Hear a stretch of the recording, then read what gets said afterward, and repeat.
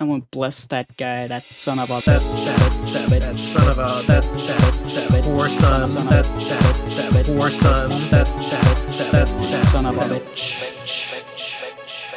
bitch. Welcome to another episode of the Pro Crastinators podcast. I was gonna say that. Well, I said it. It's me. Are you gone? Give and take. Give on take. Give on take. Have you gone? How dare you? Have you gone rogue? Yeah. It's me. Yeah. Beans on toast. Beans on toast. What was the other one? There was toast. I didn't watch the entire episode. I got a little bit into it, and then I skipped to the Vinny comic at the end. I think at the end there was like, there's one other word that you'd like, you like break a word in half. Well, like bitter, like bitter. No. There's like when you said remember how last week on the episode you said beans on toast, but you said it like beans on toast. Beans on toast. Yeah, those are my favorite. My favorite. That's what I always say. Is beans on toast. Yeah. What's the? Oh, right. Yeah. That's what they call it. Breakfast as well. That's what they call it. That's what they call it over there. Ham and eggs. Eggs. I saw a picture of a full English breakfast going around Twitter yesterday. I am a fan. I am a fan of the full English breakfast. I have a mini English breakfast. Most mornings I have like bacon, egg, and toast. Sometimes with beans. It's just with really beans. Nice. It's funny. You actually eat beans. Yeah. What's wrong with this? What is wrong with this? I think in America we just don't eat beans. We just don't eat that many beans. Sure you do. You got like Mexican food with beans in it. Yeah, Mexicans do. Yeah, Mexican food. We just have like a shitty bean from Heinz. I'm talking about real Americans, Gib. You know what I'm saying. No. You know what I'm saying. Click my stopwatch. We do eat beans, just not for breakfast. It's not a breakfast food.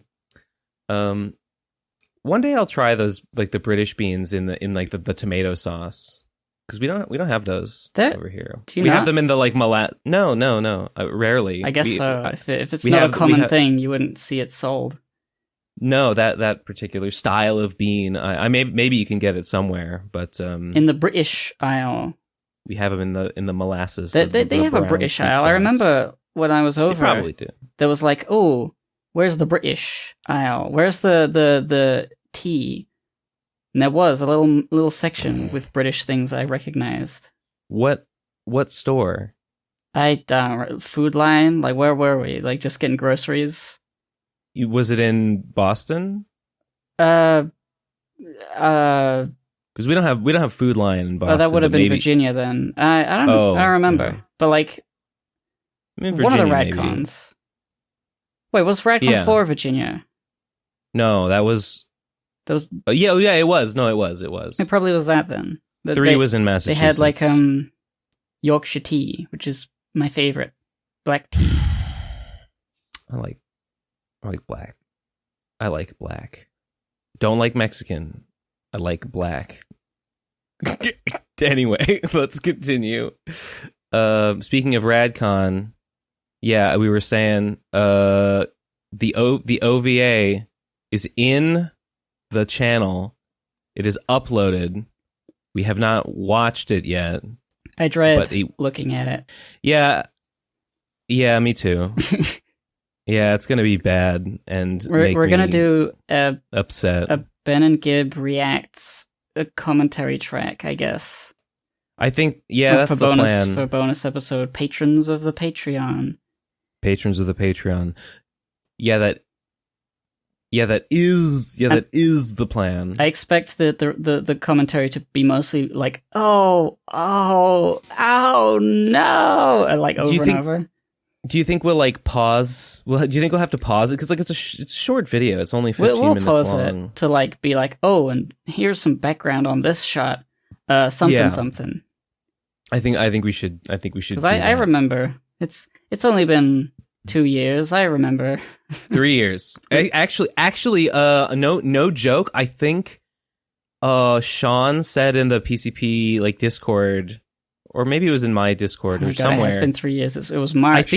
I think the anniversary is like this Monday. Like I think it's tomorrow as of the day we're recording it, or What? like this week that this episode comes out is like the Radcon anniversary. Like the 3rd anniversary. Remember life before coronavirus?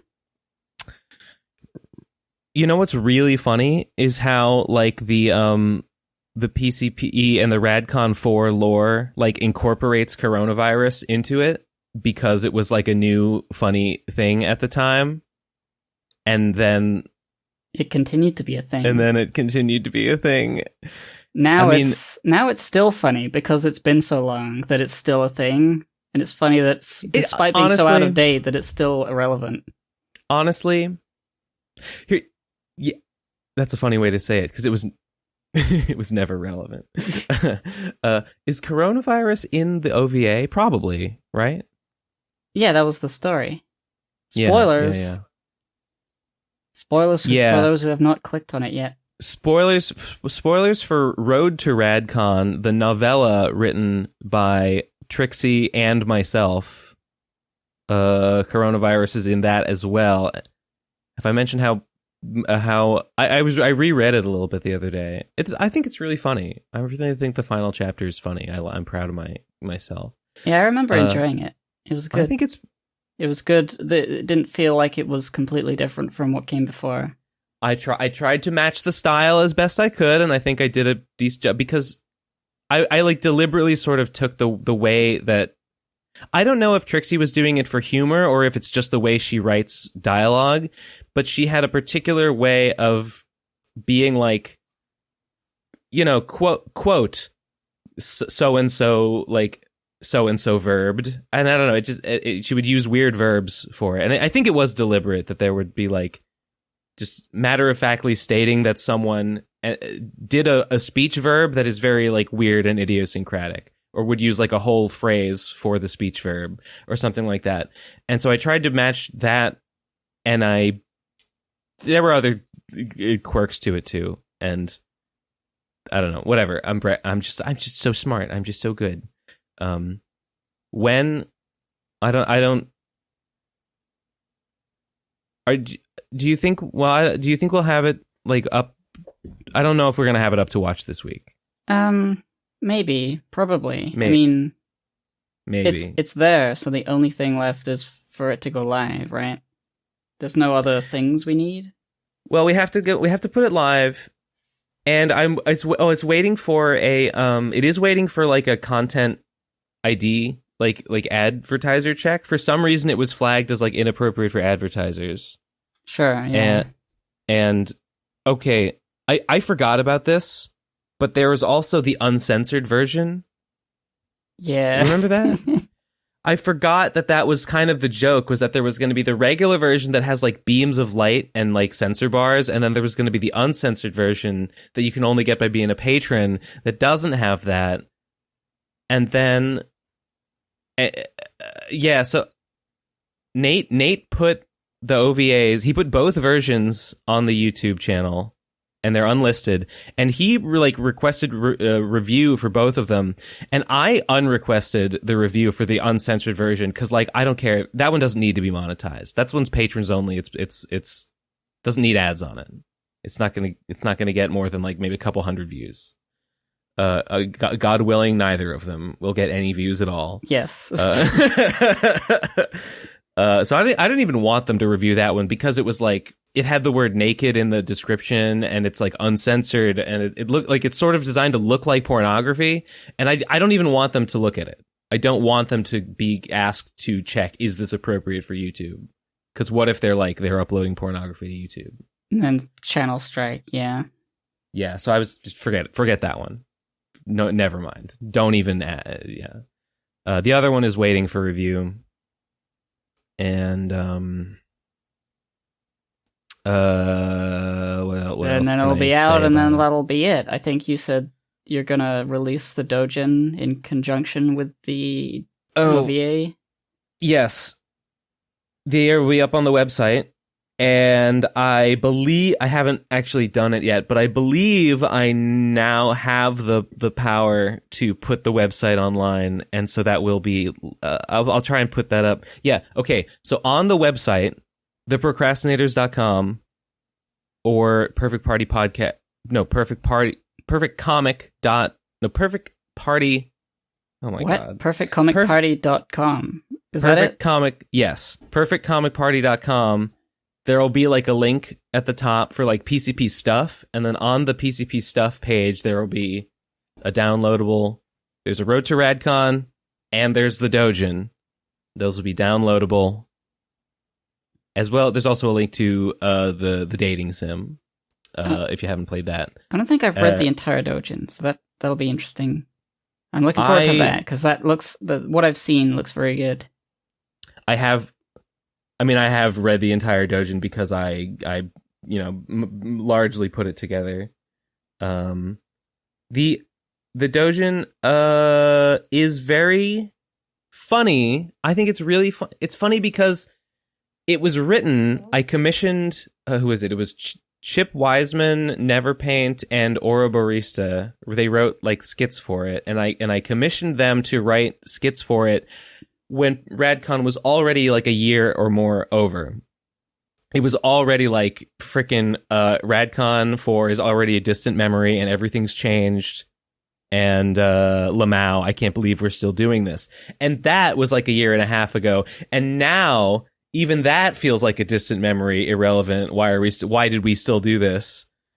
And yet, since a lot of the jokes are sort of at the expense of like, haha, remember how the PCP was gonna start PCP HQ? Haha, remember how they were how they thought content was gonna content was gonna go somewhere? Haha, remember how what else? They didn't used to be coronavirus or whatever. A lot of it is jokes about that, and I feel like that stuff has aged pretty well, possibly even better. So, and I really think that it's written by old head PCP listeners, those three. And so I think if you are an old head PCP listener, you are going to get a kick out of the gags and the stuff in there that is very, very deep cut, like, haha, I get this reference kind of stuff. I think I am a genius for picking those three. And also, Drinking Moth, who has sent in some art to the voicemails. She did not all, but a lot of the art on it. And I just want to shout her out in particular because of how good she is and how fast she was. Like, I appreciate so much that I would tell her, like, hey, can you draw this page? And she'd be like, yeah, I'll do that. And then she'd have it in like 3 days or something. She'd be like, yeah, here you go. And in that, and in life, it's rare. It's rare to find someone who doesn't ruin your fucking life when you work with them. So I appreciate her a lot. What's her at? Is it at Drinking Moth on Twitter? At Drinking Moth on Twitter. Please commission at Drinking Moth on Twitter. You there, Gabe? Yeah, sorry, I was yawning. Not because it was boring. I just it's so boring. Commission Drinking. I really recommend Drinking Moth a lot. I was really impressed, and I really appreciate the work that she did. And also, there's a chapter, there's a segment that drawn by New, and there's a segment called who was drawn by. I mean, there's a bunch by Ed. I guess you remember that things didn't go so well with Ed. It's a couple by Kaiju, who did not want to be credited as Kaiju, so it's credited as K instead. I'm not sure why, but that's how it is. That's what he wanted. And then there's am I forgetting someone? Am I forgetting something? What? There was the one that Simsy drew, but only Simsy sketched one, and then Kaiju finished it. Yeah. So yeah, let's see. Here, I'll just go to my version of the website. If I download the Dōjin, Here we go. There's chat. I'm reading the homepage, reading the front page. Chapter listing. Chapter listing. Here are the chapters. You know what? I'll screenshot it. Here's a preview of the table of contents of the Radcon 4 Paradise Dōjin, which I painstakingly arranged. Chapter 1, An Unfamiliar Beach, written by Neverpaint, drawn by Edward D. Al. Chapter 2, Beach Romance, written by Neverpaint, drawn by Edward D. Al. Chapter 7, Slamurai, written by Chip Wiseman, drawn by Edward D. Al and K. Melon and Self-Critique are like 4-coma. They're like four panel comics. Written by Ouroborista, drawn by Simsy and K and Drinking Moth. Altered Beasts, written by Ouroborista, drawn by Drinking Moth. Have you read Altered Beasts? I don't think so. That one's really good, and I think you would like it a lot. Do you have the PDF? Do you want it? I mean, sure. I'll go to the website when it's live and get it there. Okay. Next, The Most Loyal, written by Neverpaint, drawn by Drinking Moth. Beach Romance 2, Electric Boogaloo, written by Neverpaint, drawn by Drinking Moth. Beach Day Trading, written by Ouroborista, drawn by New, and Dōjin Finale, written by Neverpaint, drawn by K. So there you go. There's the full there's the full chapter list, and that'll be out very soon. And that's exciting. And that would be the last piece of Radcon 4 content ever. Yeah, the OVA and this. And technically Road to Radcon never released. I gave backers their copies, their physical copies, but I didn't like publicly digitally release it yet. So I think that'll also be available on the same website at the same time. You can read that as well. Nice. And then the rad content is done, baby. And then the rad content is all done. And then we can start the preparations for Radcon 5. Radcon 5. Woo! What's the theme for Radcon 5? Three was like we were gonna Battle go to Arena. Ukraine or something, if I remember correctly. So it'll be Radcon 3 again. We'll have, but the war is real this time. Yeah. Still with the GoPros and the toy guns, Yes, but everyone else is shooting us with real bullets. Nice. Very cool. Sound off in the comments. Sound off in the comments if you want to send us to Ukraine. Send us to Ukraine for Radcon 5. How much do you think? How much do you think a Kickstarter for like Radcon 5 protecting democracy, like protecting NATO in Ukraine? How much do you think a Kickstarter for that would raise? Millions and millions. We can We're really like stretch politicize goal. it. We kill Putin. We'd like live stream it. If our Kickstarter reaches $1 billion, we'll get him. commando like rappel into whatever building is the main Russian building. I don't know. The Kremlin? The Kremlin building. We smash through the windows, live streaming with a phone on our head. We said, "Mr. Putin, you're under arrest." Mr. Putin, you're under arrest, I say, bashing his head in with my mace. Couldn't possibly go wrong. I mean, if we made $1 billion, then yeah, what could go wrong? Yeah, okay. Radcon 5. Radcon 5, protecting Ukraine and protecting democracy in the Ukraine. Coming soon. Keep your eyes peeled. Well, I've got not really an announcement yet. But speaking of websites, I'm getting some help to get my giveandtake.site into a state that is nice and not bad and is good, actually. Yeah. At the moment, it's just a little sad. And there's going to be... it's going to have all the comics I already have, but it's also going to have a new thing for Redman comics. I'm going to put those on there. and it's going to have buttons, and it's going to be nice and smooth and works, and it's not going to be hosted by WordPress, and it's going to be, and I'm learning all about the code, all about the JSON and the files and the things. Oh, very nice. Very nice. So it's all going to be easy to upload. I'm going to be able to like just add a bunch of images into a folder on my computer and then do a little updater thingamajig, and it'll just put them on the website. Oh, that's really interesting. That's really good. I actually don't know how to do that. You know, I made the website as simple as possible just because, like, I didn't. If I knew how to do that, I kind of was gonna set it up so that like there would be the home page, and then on the home page there would be like a link that you could click for like the latest episode, and it would bring you to the latest episode, and then there'd be another link for like here's all the episodes. But yeah, I didn't really know how to like set it up. I think I would probably need like JSON or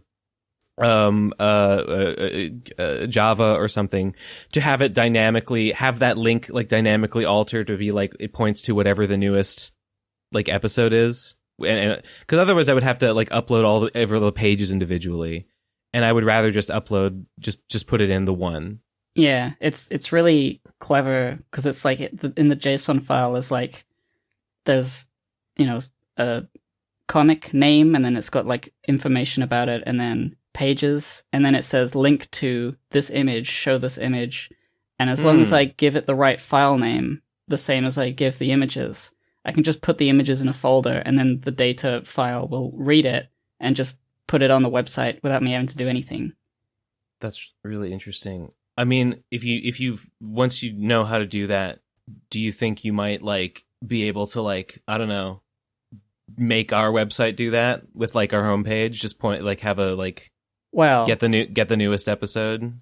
It's being built by someone else, and they're teaching me how to add to it. So I don't know how to make it from scratch. I know how to use the things that are already there to like add new pages and update it and stuff. I see. Because my brain shuts down when I look at code most of the time. Really takes it out of me. Lamau, listen, buddy. I made Endless War personally. Yeah, that's very good. I created him, and I could destroy him, but I don't know how to use JavaScript to make my text link to a different file. Help. There's it's just fine. Hundreds of thousands of hours of free tutorials. You just have to look through all of them and find out which one is actually going to tell you the right thing. I just have to freaking comb through thousands and thousands of advice threads on FileStack or whatever. People asking, how do I do this with my... you know what? I'm just probably going to not do it. And I'm probably just going to make the website simple. So you just click the archive and you can just see the list. You can just see the list of episodes. Because it's easy. What was I going to say? I don't know. But yeah, that's I don't know when that's coming out for my giveandtake.site relaunch. When that comes out, I guess I'll be putting my new Clarissa Gunsmoke chapter on that. Hopefully before that would be with Beastcapades in the first Perfect Comic Party Zine. I just threw it. I just had to commit to something. I could think zine. Your AI. I mean. You last week you said Zine. Well, that's how you know it's a fucking computer. That's how you know it's fucking fake. Is that it says things correctly. It's no. But the guy who's building your website. I think we talked about, I think I mentioned that like maybe he could build the PCP website, and then I ended up just doing it myself. I think he was disappointed that I made the PCP website myself, because like I know he could have built a fancier website. I know he could have built a fancier website than I can. I'm sure of that. I just didn't want to I just didn't want a fancy website. I just wanted some bullshit. That's what the PCP deserves.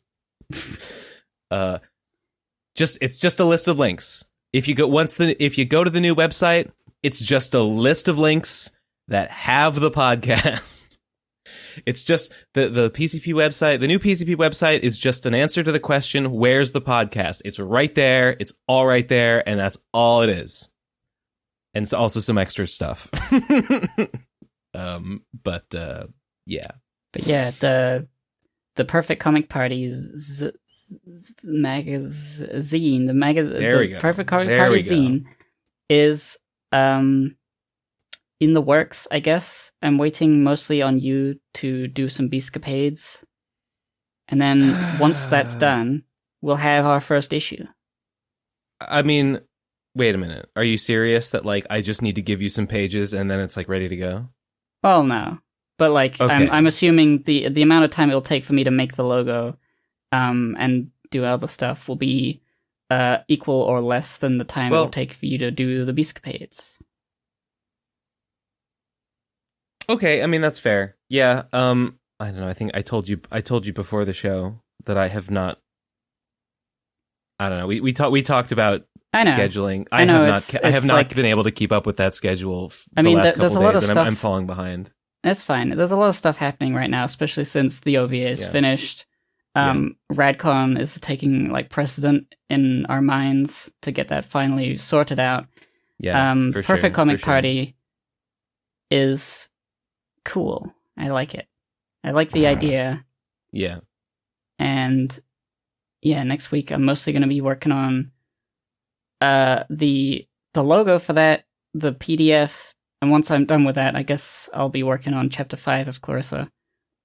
But then we're gonna put it together. We're gonna make a little thing, and then you will be able to read it on the new website. Hopefully, it will be on the new website. Yeah, it will be on the new website. I have made it so that it is like equally prominent on the new website to the podcast. It has its own. It basically the left side is the podcast and the right side of the homepage it will be the perfect comic party. Yeah, I have. What are we gonna do? It's probably gonna need like a cover page, and it's probably a page of like, thanks for reading. Here are some links to support us. Here's our Patreon. Here's our Ko-fi. Sure, yeah, and then a thank you page for patrons, right? Yeah. So. Oh yeah, we haven't. The idea of like a thank you, like you put names on the thing, you put names on the content if you're a patron.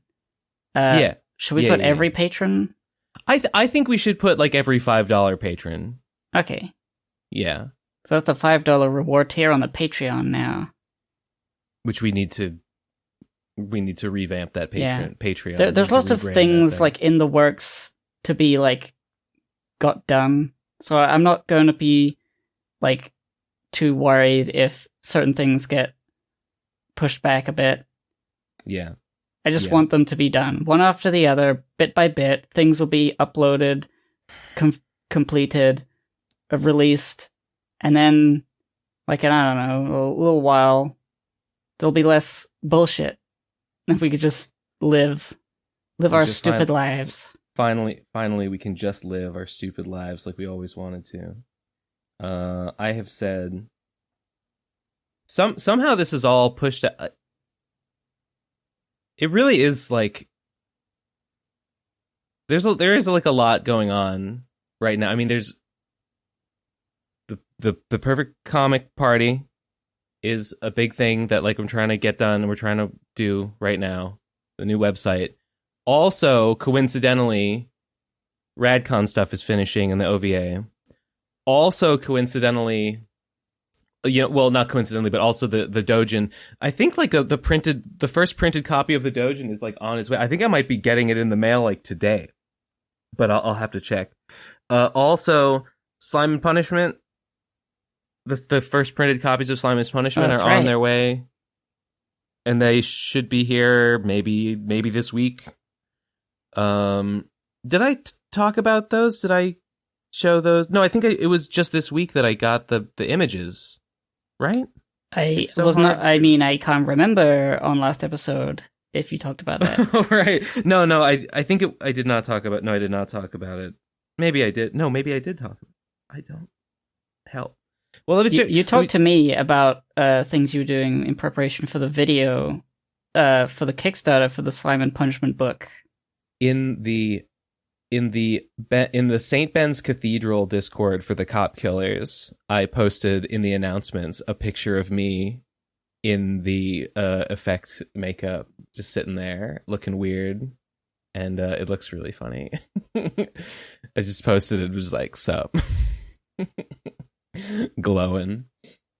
Hang on, I'll check my Discord because I posted because I posted in the announcements. No, it was on the 1st. Yeah, on March 1st, I got the pictures of Slime and Punishment. And should I post them? I don't know. I could repost them here. I don't know. Maybe it's too hard. Maybe it's too hard to copy paste a set of images. Yeah. You know what I mean? Yeah. It's just so difficult. Wait, I'll do like 2. There's one. Nice thumb, can't. Ben. What? Nice thumb, Ben. That's your thumb. That's my thumb. I think this is the lady that ghosted me and that I had to catfish. I mean, it could be someone else that works at the company. Hey, look carefully at these 2 covers. You might be able to tell that they're slightly different, like color.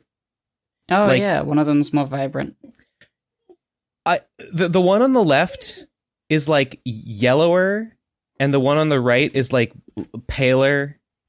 The greens. You can, if you look at the green of the text, you can see the difference.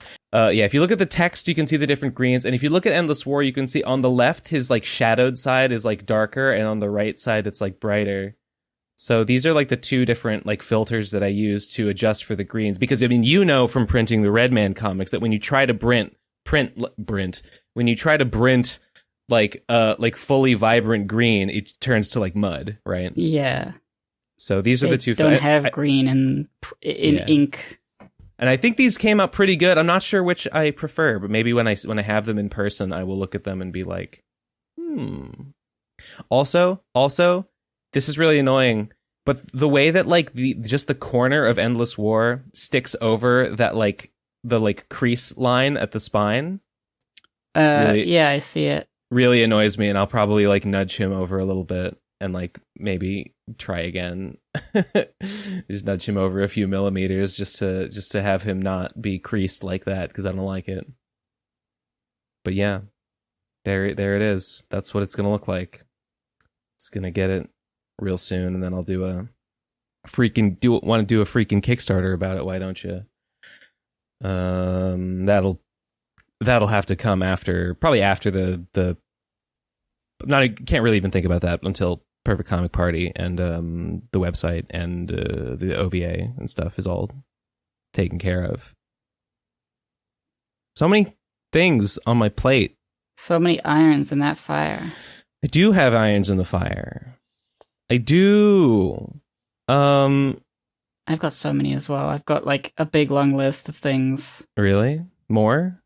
Well, the mostly like additional to like, oh, I need to think about, I need to talk to that one guy about like fucking getting in a room with a fucking producer or something to talk about Clarissa potentially being something other than a comic. Like he was gonna talk to me about like, you've got a really good thing here. Talk to me. We'll hash out like a pitch, and we can pitch it. And I'm like, okay. I don't know how to do that. And so I gotta look into that. I gotta ask him about that. And then there's also, I should probably try to get some money for Clarissa, because I'm not getting money for it at the moment.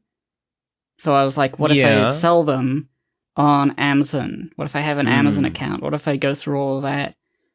And there's just like all these little things that will not take up that much time by themselves.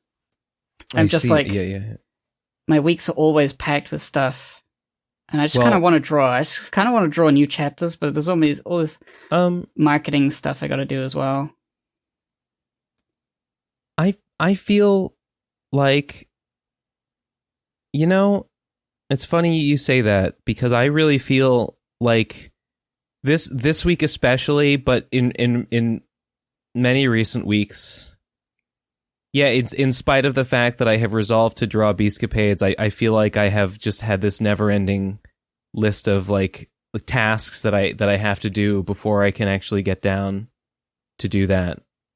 And I haven't done it yet, and it feels like the things that I have to do around that are just so daunting and numerous that it has kept me from actually doing it. Even though I guess it should be the point, the content should be the point, but it's not. Yeah, I don't know the best hard. way to do like the Life is balancing hard.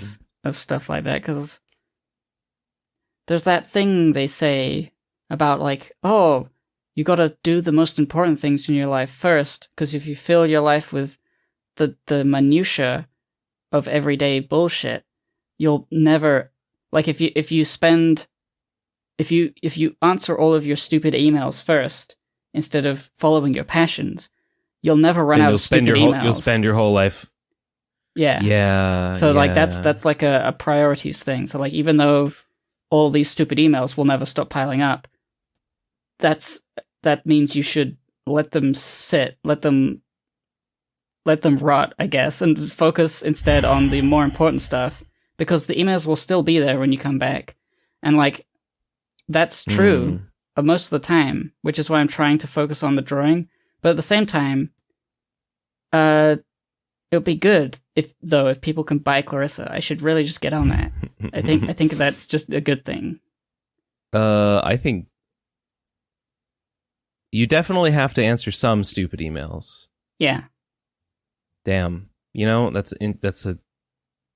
I've heard that's a good quote, and now I'm wondering if maybe I've been doing too much stupid email answering lately. Maybe. Probably because I haven't done any drawing. Haha. Well, I mean, it sort of consumes you, because it's always like, yeah, you want this magical sort of there's nothing going on sort of situation. Mm-hmm. And it never there's never nothing going on. There's never nothing going on. That's only when you're like 3 that's the case. Yeah. Can't get it back. You can't play video games. I mean, you can. No. But like, no. it's never going to be completely you're right. free. I can't. No more video games. I mean, I have time for video games because I allocate time for no work. So I'm able to enjoy myself in the evenings. Right. Which I think is doing a lot good for me. Because it allows me to like constantly be making progress every week. With like a plan of action that I write on Friday after I finished work. Like, okay, this coming week, I'm like, do the fucking logo, then do the PDF, get all that ready for Perfect Comic Party, and then only once those things are done, I can start drawing Clarissa Gunsmoke during the remaining work hours of the week. And then I know what I'll be doing on Monday, so it's like, and then I have time to enjoy fucking around on every day as well. So it's like, it's time management. It's good. That's nice. I mean, I guess it's working for you because you're getting work done, which is really nice. I mean, I get to play video games. I do get to play video games on twitch.tv/St. Comics Battle Network. So yes. I do play some video games. You know what? I'm actually really liking Battle Network 2 a lot. Battle Network 1 was kind of frustrating. Battle Network 2 is like it's basically the same game, but they just like were a lot more like deliberate in how they like balanced it and executed it in a way that is just like a lot more fun. If you, what I mean, okay. Do they still have random battles? There are random battles, but they're I feel like they're less frequent. And the battles are more, well, I mean, the battles are mostly the same. I feel like there's less of them per like time spent walking. And here's one of the most important things is like in Battle Network 1, like the core concept of the combat is that you have this like deck of chips that you can use a certain amount of, and if you have chips that are the same, like they can either be the same type or they can have like the same like code letter on them, and if either one of those you can match and you can use multiple at the same time. It's sort of like Uno or whatever. So and if you have certain very specific combinations of them, you can use like a super attack, right? In the playing through the entirety of the first game, I use one super attack ever. It only ever happened one time. I've already had it happen once, and I'm like only like a third of the way through 2. And also, it just feels like I'm actually using the combos more. Like I never used like combos in the first game. Playing through the second game, I'm finding cards and I'm actually having like, oh, this card would go with those two. Like this card has a letter matching these two. I can use that. That makes it useful. They also introduced a thing in 2 where certain cards are like no letter, and no letter cards can be basically matched with, as long as you have only one other letter in your stack, you can match a no letter card with them. It's like a wild card. So even if you have no matches, if you have an asterisk, you can use 1 plus an asterisk. So it's just more possible to think about like which cards do I want to use together. And there are now cards that modify other cards and stuff. And it's like they really took the first game, but they did it good the second time. And it's fun. It's cool. I'm liking it more than I expected to. That's good. How long did the first game take then to complete? I think it took me roughly like 20 hours total. Okay. And I think the second was probably going to be similar. I can't remember how many hours I've played like the Fire Emblem first game. It's like I missed your stream yesterday. It was in the morning and I was asleep. I think I should stream later because I enjoy streaming during the day because there's like, I don't know, nothing really going on. It's just a lazy weekend, whatever. Yeah. But nobody's around, so I should probably stream later on Saturday.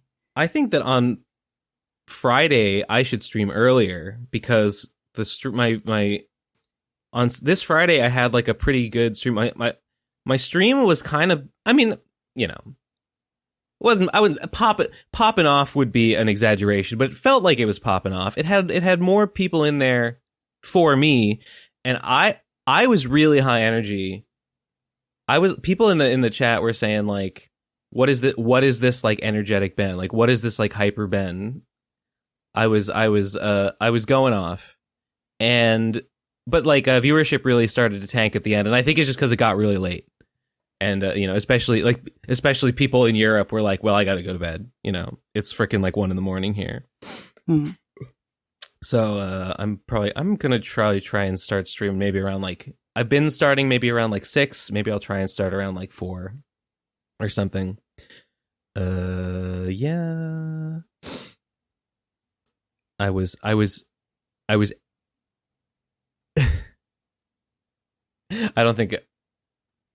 I don't know if I should say why I was so energized in the chat on Friday. There was drama happening. There was fighting occurring, and I won't go into the details about it. But I was mad, and I was going off about it on my stream because I love gossip.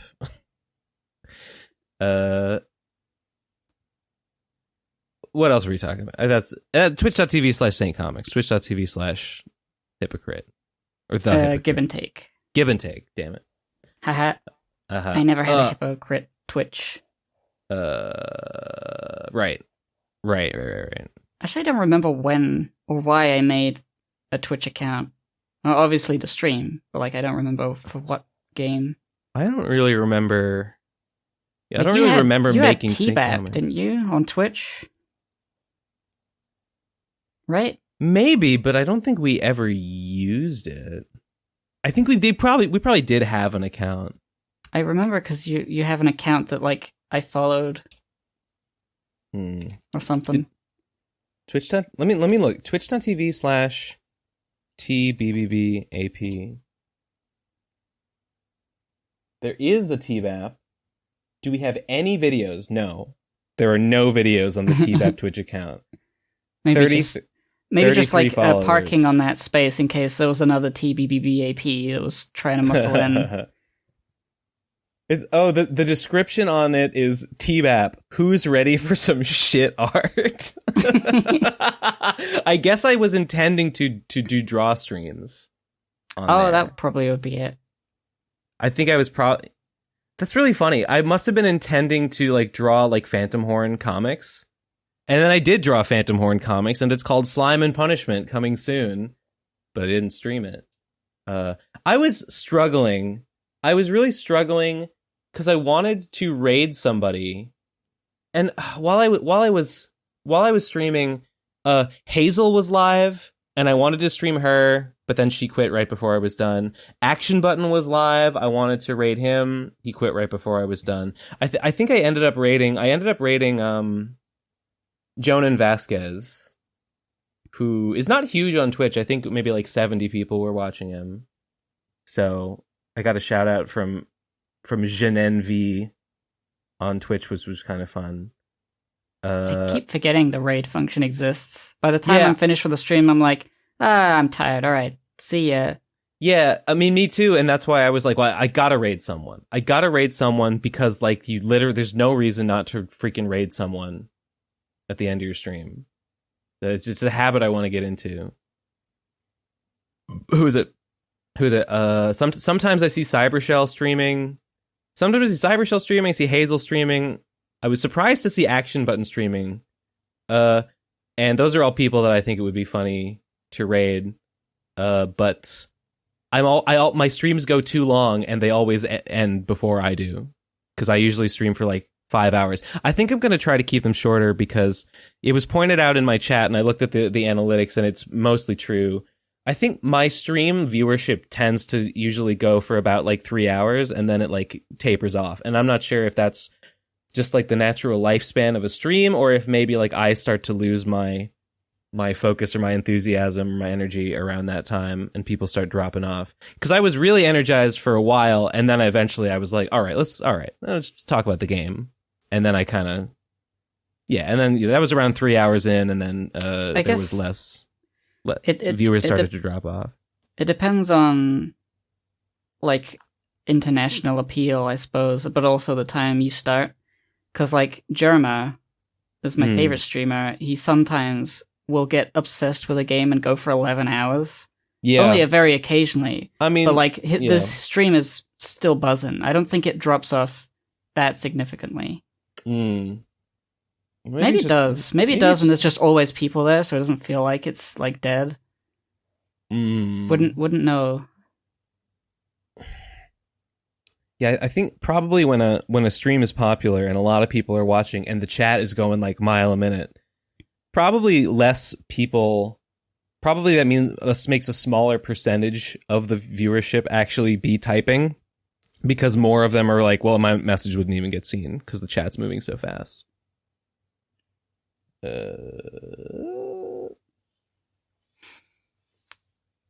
Well, all right.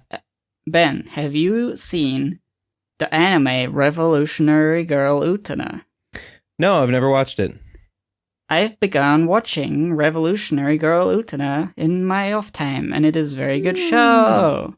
I remember it being That's one I would watch. I've heard a lot about it. Yeah, it's like swords and dueling, and Utena is this pink-haired girl who dresses like a prince. She was saved by a prince, or like Prince found her when she was very young, gave her a ring, and he said, "Oh, don't cry, whatever," and then he left, and she was like, "Oh, this guy's so cool, I'm gonna be a prince when I grow up," and then she has a sword, and it's cool. Oh, gender. Gender, lesbianism. That's wait, that reminds me of, what does that remind me of? What, you saying gender? No, I mean, that was H-Bomber guy. No, Brienne of Tarth. I think I'm thinking of Brienne of Tarth from Game of Thrones, you know? Yes, yes. Oh yeah, you're a I'm a throner. You're a throner. I'm a throne head. You're a throne, like the angel with the eyes. You know about thrones? You ever see that biblically accurate angel that's like a big wheel of eyes? Yes. Well, I haven't seen it in real life. You ever seen it in real life? Oh, that's a throne. AKA like a throne rug. AKA an ophonym. Because it's called that because in like the book of Ezekiel or Enoch or something, there's like someone sees the throne of God and like it's like four eye wheels are like carrying him around or something. They're looking in every direction. Literally true. Although nowadays there'd be like 360 cameras. Nowadays those things have 1 million eyes and 900,000 of them would be woke. Open your eyes. I can't believe wokeness has gone so far that even the very throne of God himself is wokeified. We've got to stop teaching this in schools, man. Like a conservative, like filming on their phone, like looking at God. Yeah, like filming God. Like, I can't believe God is woke. You could believe what has happened. God appears before them on his throne, and like the freaking seraphim spread their like giant, like their 6 like rainbow colored wings, and they're just like, oh, can you believe this? They're grooming. They're grooming the spirits of our dead. They're grooming the spirits of our hallowed dead and the saints. And the saints that sing God's praises. They're teaching CRT. The Holy Ghost is teaching it. What are we? Anyway, Senate, we need to vote against this. Yeah. Anyway, Utena is great, and I remember one of the first PCP arguments. This is a nostalgia bombshell. I remember this one. Do you remember when exactly what you're talking about? The Steven Universe clip of Pearl doing that famous lunge into the camera action shot? Yes. And it being like, you know what's so cool about that? It's a reference to Revolutionary Girl Utena. And I watched the show and I got to that part and I was like, it's just like Steven Universe. It's just like Steven Universe. Yeah. And I think, didn't me and Jeff Thu argue? That was Jeff was on that episode. Wow. And someone was arguing with me and I said, homage is always inferior to the original. And someone was like, no, it's not. And I don't remember if Jeff was on my side or not. I think Trixie and Jesse were there, and I do remember it being a big argument that we never. I remember being there. I don't think I said much on that specifically. Yeah, but it was an interesting idea, like a reference.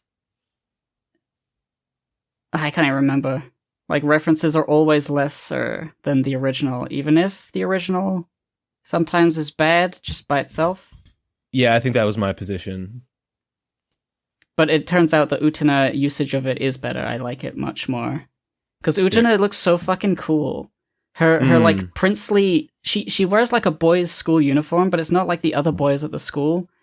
It's like black. Oh, she's like Will Smith. She's like Will Smith, who wears his school uniform jacket inside out to show the floral pattern. Yeah, just Hell like that. Yeah, it's just like that. It's like a really cool outfit. And then when she goes to do a duel with swords, she walks up this long spiral staircase, and there's like metal music playing. like it's metal, but there's like anime high-pitched ladies singing like absolute devastation, abyss and stuff, and it's like it's so like it's so metal, it's so cool.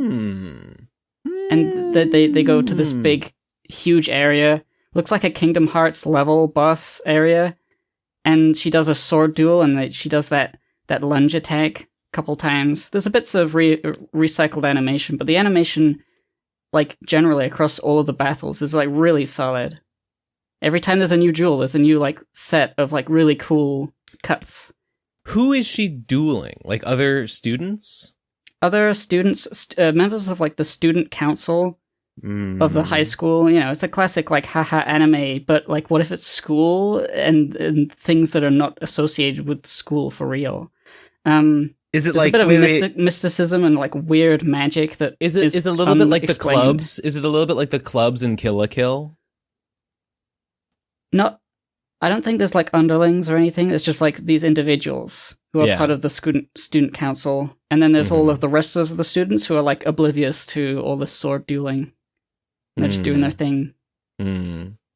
But like, it's great. I really like the show. I would recommend that you watch that one.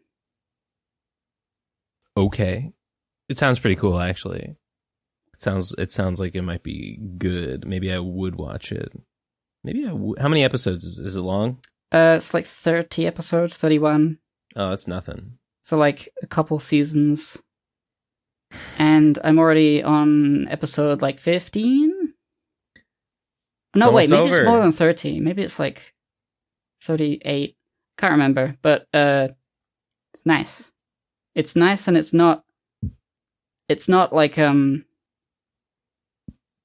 it's odd because it's such a serious feeling show with like the imagery of the roses and the gothic sort of architecture and the sword fighting and the princes and princesses and the sort of mystical weird stuff.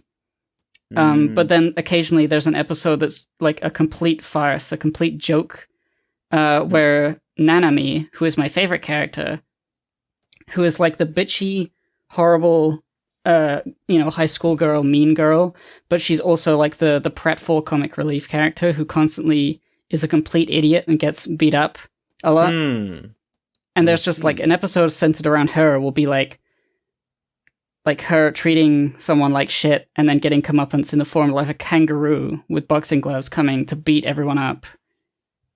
It's just a kangaroo. There's no explanation of the kangaroo, but it's there for like I don't know. It's such a weird vibe that it strikes, where it's so silly and so serious. You know, I feel like tandem. Since I've never seen it and I've only heard it talked about, and yeah, I couldn't really have told you what genre. I mean, I guess I thought that it was a romance with like action. There's romantic elements? stuff, and there is that action, but it's not like it's not serious, which is nice. I didn't want it to be like super emotional and serious the whole time. Yeah. I like that it's goofy sometimes. There's like a little mascot character that's like a little chubby monkey that's the size of like a chubby monkey Minky. Yeah, a little chubby monkey Minky is like the size of like a grapefruit, and he's always doing something silly. And Anthe, the princess looking to Utena's prince, is she's kind of a fucking weirdo. She's like a nice girl, but she's kind of like really autistic and laughs at stupid shit, and nobody knows what the hell she's doing. It's kind of it's endearing in a weird way. There was this part where she was like, there was a serious conversation going on between Utena and someone else, and Anthe was, she was there, but she wasn't really listening. And then she was making a flip book, using the pages of her math textbook, and then she was flipping through it, and the scene ends when she just bursts out laughing, flipping through the pages, and they look at her and like, what? What are you laughing at? And she just kind of stopped laughing, and they cut to the next scene. She's just kind of a freak. Yeah, I love her. I like freaks. Man, original, 39 episodes, original run, 1997. Man, I was I like would have been a alive tiny then. person. I wouldn't have been that tiny. Well, I guess I would have been 9. Shit, I mean, I feel old now. No, that the anime is ancient, but I'm even more so. I guess it How wouldn't many have come years till ago is 97? the 20. 26? Yes. Yes. I'm a relic, kid. I'm a relic. It's over.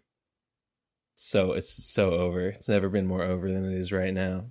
You know, if you're in Age of Empires 2, you would generate gold. If you were a relic. Damn, I guess I'm not a relic if you were placed in a monastery, you would generate gold. Because I'm definitely not generating any gold right now.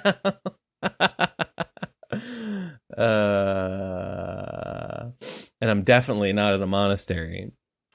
Radcon 5 at a monastery will generate gold. Radcon live. We'll go to the Priory. We'll go to the Priory in real life. Radcon 5. Yeah, vote. Should we go and protect democracy in the Ukraine, or should we take a vow of monasticism and become monks in the real life Priory? And generate gold. Generate gold for our team. Radcon 5, just taking a vow of poverty, taking a vow of silence, and getting on stream, and generating gold in the yo, hit the dono link to generate some gold, and then we have the Twitch cup, which is just like full of gold coins. Now I'm thinking of like a bunch of monks at a monastery, but they all have their own like streamer rig, so they can like live stream them praying or something. I know that I know people live stream like church masses. I wonder if there's any like I bet there are probably monks that stream on Twitch. I bet there probably is at least one. Hang on. I mean, the only monks that are really relevant in terms of like having existence is like Tibetan monks or like Buddhist monks, and they don't do technology as much as they can. The like Christian monks exist in the same way that we think of them. Well, I mean, those are both. I was talking about like Western Christian monks. Sure. Wait a minute. But like, I thought I guess I don't know what the monk like title is about, because I don't think I've ever met a person who was a monk or even known of a person who was a monk. I've known people who are priests or vicars. Vicars are more common. Okay, I think I've heard of this guy, Dr. K. Does that ring a bell? Yeah, health. Yeah, it's the Healthy Gamer GG. That guy, I mean, I think he's an ex-monk. I think he's a former monk who became like a psychiatrist. So I don't know if that really counts. I'm just talking about like active monks. Go to twitch.tv/for-active-monks. Active monk. I mean, this YouTube channel calls "How a Game-Addicted Monk Became Twitch's Go-To Therapist." But no, I'm talking about like someone like streaming live from the monastery. I mean, it's hard because when you search monk, you find like video game monks, like D&D monks. Yeah. Fucking RuneScape monk. Well, World of Warcraft. I bet it's a thing. I bet it is a real thing, but they're probably not gaming. They're probably not generating gold. They're probably well, I mean, it's maybe if there's a really popular one. I wonder if maybe some do it and like give like religious advice or something. Maybe they have like just a just chatting like, yeah, talk to this really popular monk and he'll tell you about what God wants you to do in your marriage or whatever. I guess that's probably more of a priest thing than a monk thing. Yeah, I think monk is like a lower level. What is a monk? Is basically just a freaking like a priest in training. I always thought of it as like if they are like historically, like medieval or whatever. the monks would go to practice praying and discipline in the churches and the monasteries and the priories, and then rise the ranks. But they would mostly be there as like servants for the older members of the church who didn't want to clean the floors and the toilets and make all the food. A monastery is not a church. I think that a monastery, I mean, it might have a church in it, but I think a monastery is basically just like a dormitory where monks just live and do. I think it's like a freaking work camp, basically. It's a little town. It's a little town, religiously themed. It's a place where you go or are sent to just live there. And when you live there as a monk, you abide by these monkish rules. And probably a lot of them do eventually become priests or take on other like roles in the church, but like not. I don't think necessarily you're like, oh, I'm putting in my obligatory service hours as a monk before I graduate. I mean, I think some of them probably do that, but probably not all. Damn. I just had a thought that like, what if I was a monk? But I was just like a kind of a shitty one, and I just like I just stayed a monk my whole life. Probably would too.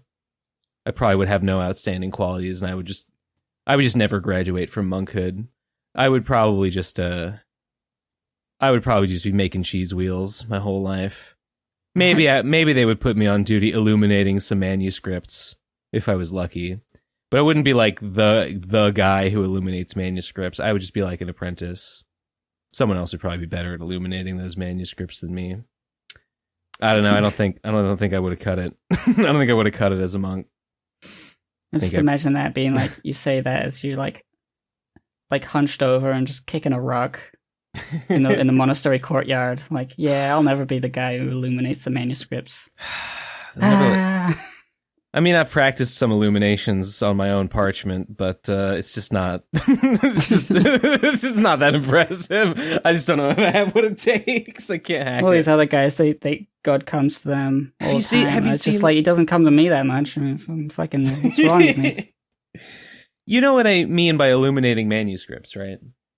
Like Illumination Entertainment, the Minion animation studio. That's it. It literally means illustrating. That's what you call it when like a big fancy old medieval text has like freaking like a big fancy letter and like little drawings in the margins and stuff.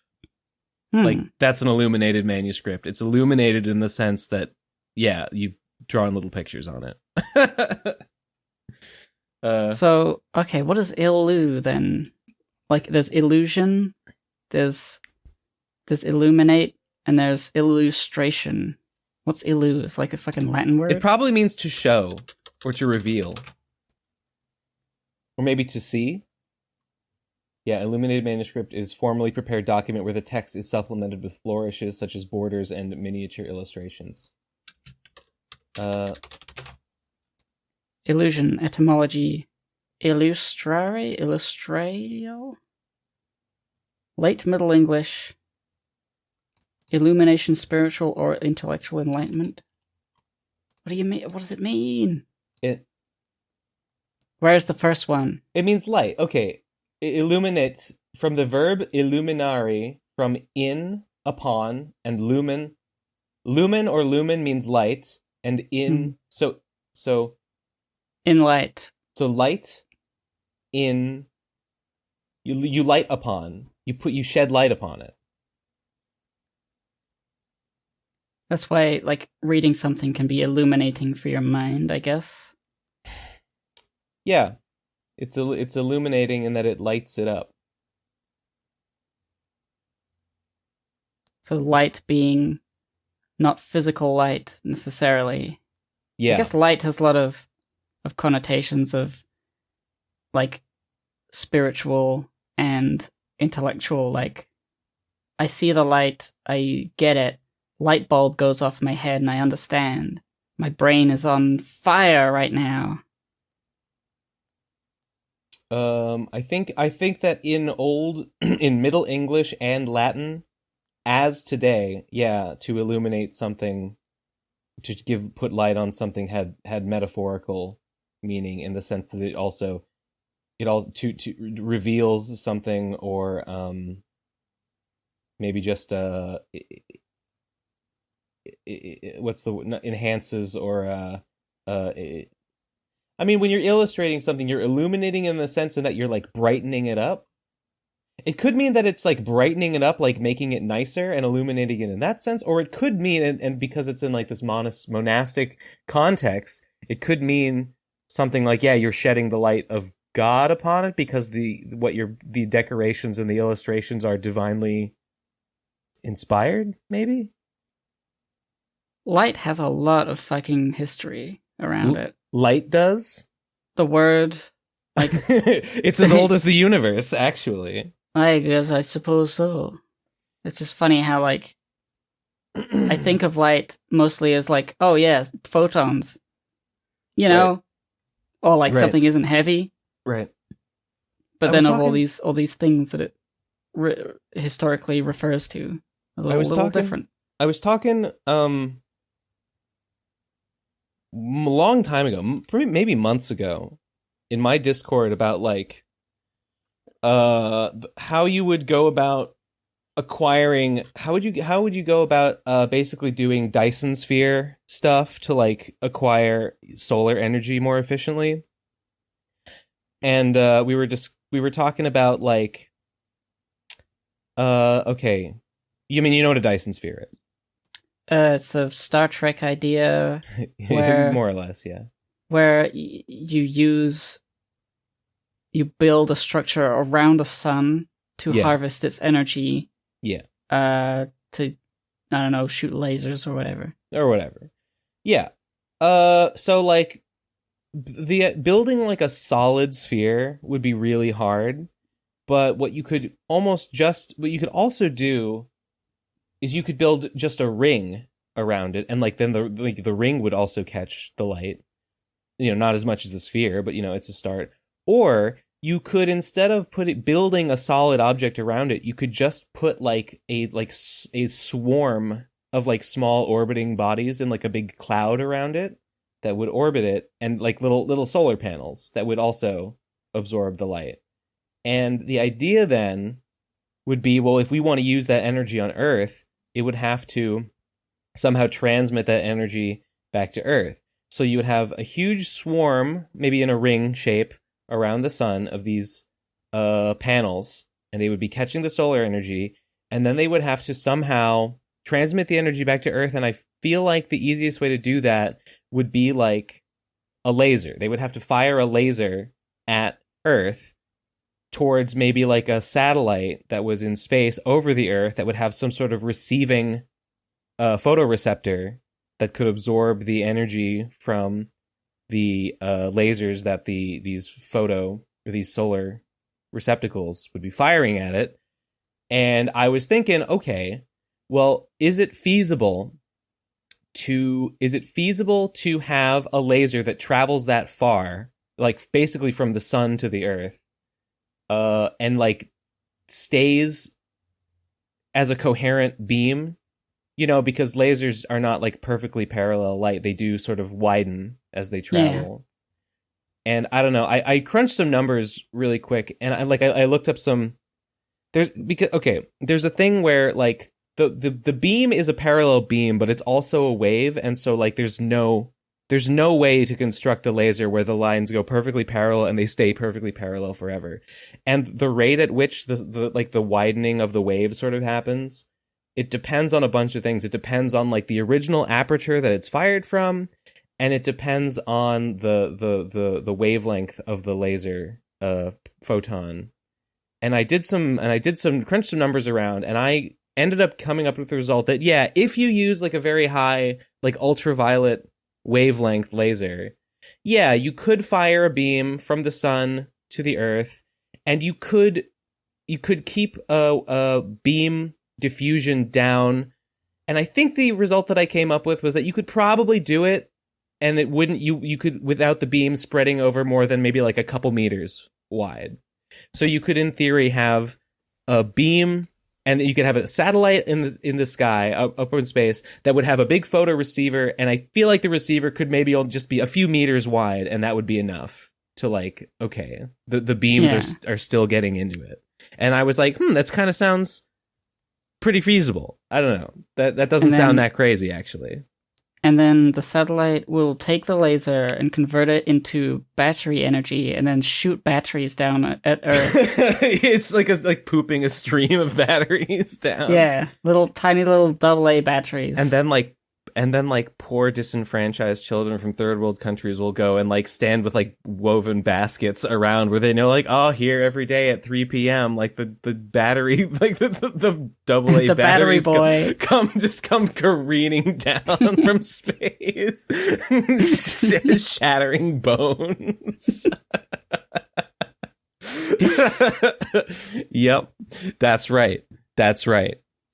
I mean, I think that then probably you would probably it would fire another laser through the atmosphere that would probably have to be received on the ground somewhere. Yeah. And you would lose some energy there to like atmospheric diffusion or whatever, dispersal, but like, you know. How much of the sun's energy are you blocking from reaching Earth normally?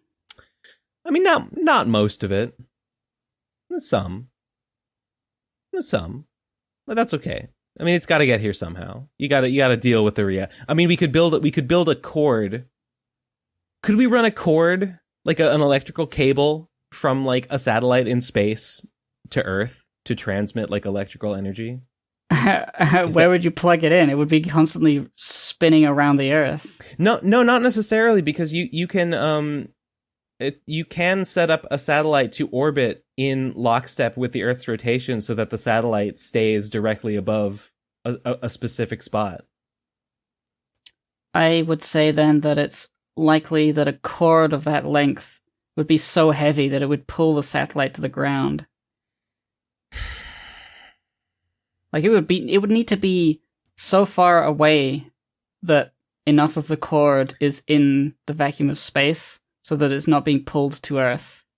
I think you could probably account for like, the gravity of the cord.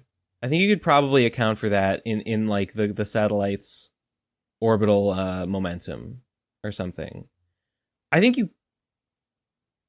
I don't know. I think you could do it, but the sort of thing that like a kid would think, oh, why don't you just have, a really, really tall thing? Why can't you just really keep long building wire? Just want you to make a really long wire. Yeah. Why can't you build a tower that just keeps going up and up and up? It's because the weight of the thing, it's not really that intuitive, but like the weight of the thing as it gets taller is so much that it would crumple. It would pull itself back to Earth. You would need so much support, or it would need to be so tightly, like it need to be so.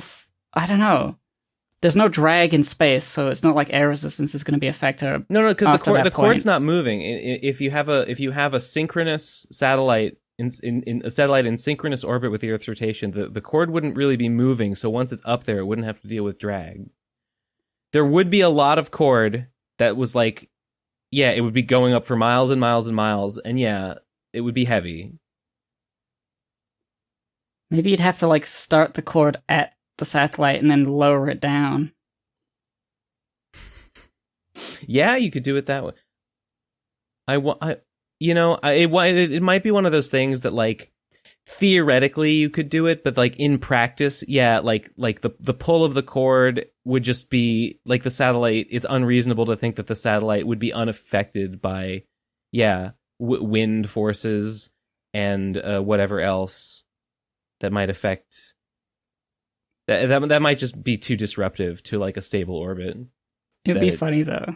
What if a little space mouse chews through the cord? Space mouse. Little space mouse is like right at the edge of the atmosphere, and he goes.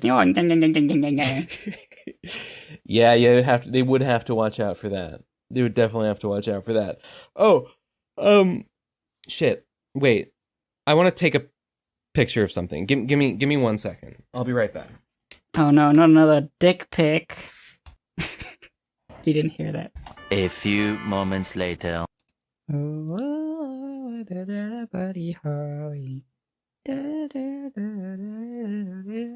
Oh,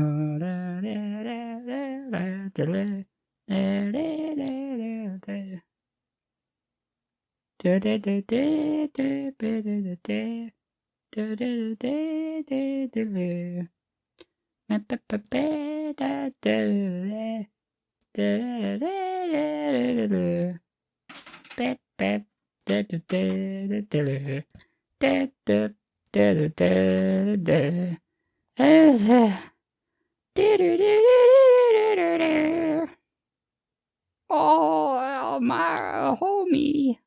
Oh, homie, it's me, Marge. Marge, it's me.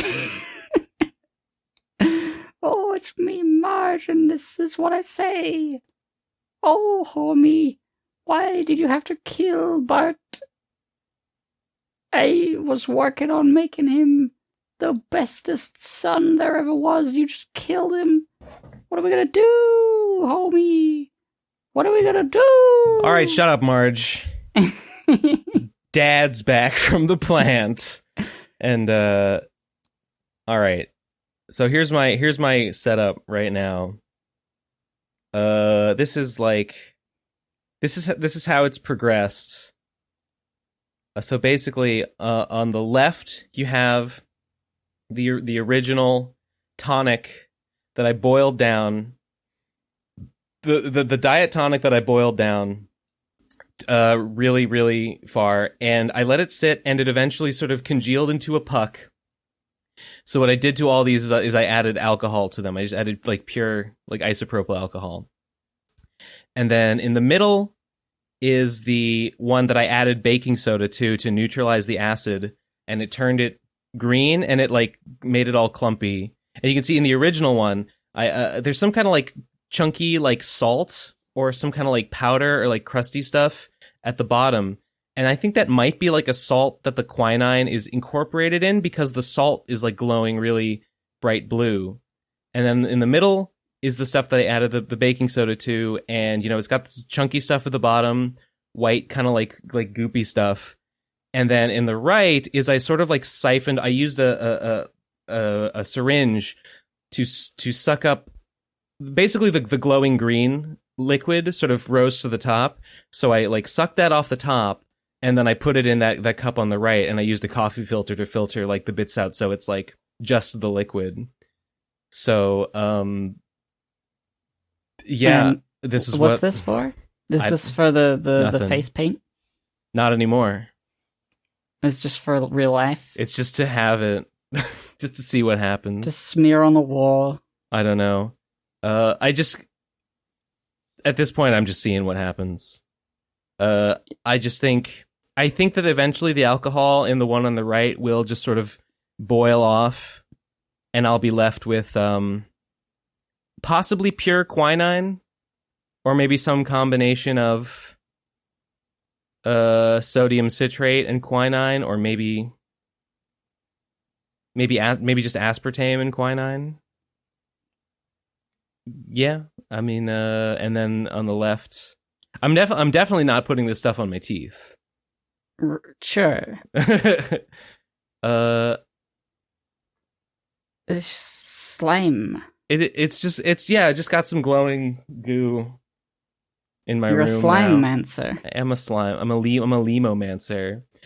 I was gonna add. Did you know I had plans at one point in Endless War to add a method of it was basically be like a sort of a progression outside of the regular leveling system.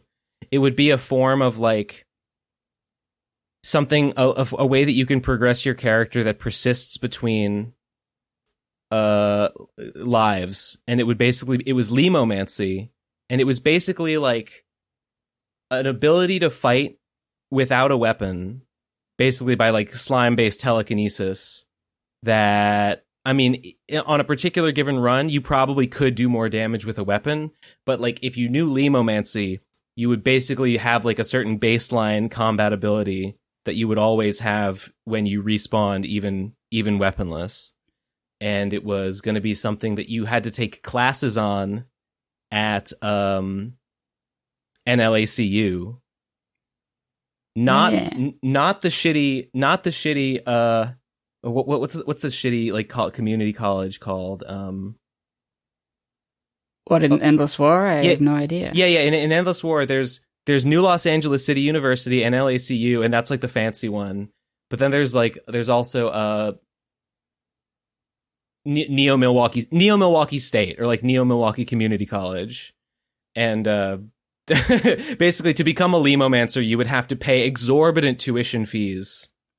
It was basically going to be like a money sink. Like if you have too much money and there's nothing else to spend your money on, you sink it into Lemomancy to become a powerful Lemomancer, and that's just like a thing that persists. It's a small thing that doesn't really make you more powerful in like the overall metagame, but it gives you like a certain benefit that carries over in between runs, basically. And I don't think it was ever implemented. But that's exactly what I'm doing. Slime congeals. Right. Is right. You study slime and slime accessories. But I think I mentioned, I put the glowing powder in the tooth makeup, and the effect, you know what? I'll show the picture that I posted. I gave up on the quinine, I gave up on the tonic. It was too complicated and stupid and probably dangerous to my tooth health. But I mean, when would that stop a slime boy? So I tried the no, not copy link, copy image. I tried putting the glowing stuff in the tooth makeup, and here are the results. And could not be more pleased with that. Yeah, it's so good. It's so good. So I hope to do a little skit with that. Not exactly sure what the trailer will be. Probably just a little thing where, like, I was thinking maybe it's like, the framing of it is like, the cop killer is addressing you like, you want to join you're new in town, huh? You want to join a gang? Well, here, read this graphic novel by Ben Saint. It will tell you everything you need to know about life here in New Los Angeles City. Something like that. If you hold up the book in the video, will it be lit well enough to see what it is? Yeah, I think I'll probably have to do a cut. I'll probably have to like cut to me through. Yeah, because if I hold the book up in this light, it will not. You might not be able to see what it is, and it'll look weird. So yeah, that is a concern. I could probably do a little. I mean, you got a green screen. You could do a funny like floating book thing. Ooh, that's true. Yeah. I could just Lemomancy it in. The cop killer is a master Lemomancer, and he just and it telekinesis. He's so powerful. yeah, that could work. This is all. I'm just gonna film something, and then I'll just kind of try and fuck around with it in Vegas to like see what can I do with this. How can I make this look kind of funny or presentable or reasonable? Yeah. Don't exactly know what it's gonna look like. But anyway, I love that, like, you can just see the glow like bouncing off of the ridge of your nose a little bit. Yeah. So it's like, oh, it is there. You know, it's like, it doesn't look like it's just a cut out thing. It looks like your face is glowing. And because it is. Because it is. It's tactile. That's why practical effects. Practical effects. I don't like how my face looks. Not in this picture, I mean just generally. But that's okay. You know, well, they'll be distracted by the glowing teeth. True. You know what would have been cool, and probably some people could do this, is if I could print with like fluorescent ink. I'm sure that some printers do that, but I do think it's kind of like a sort of weird and unusual like boutique printing. Yeah, that would cost like a huge amount on top.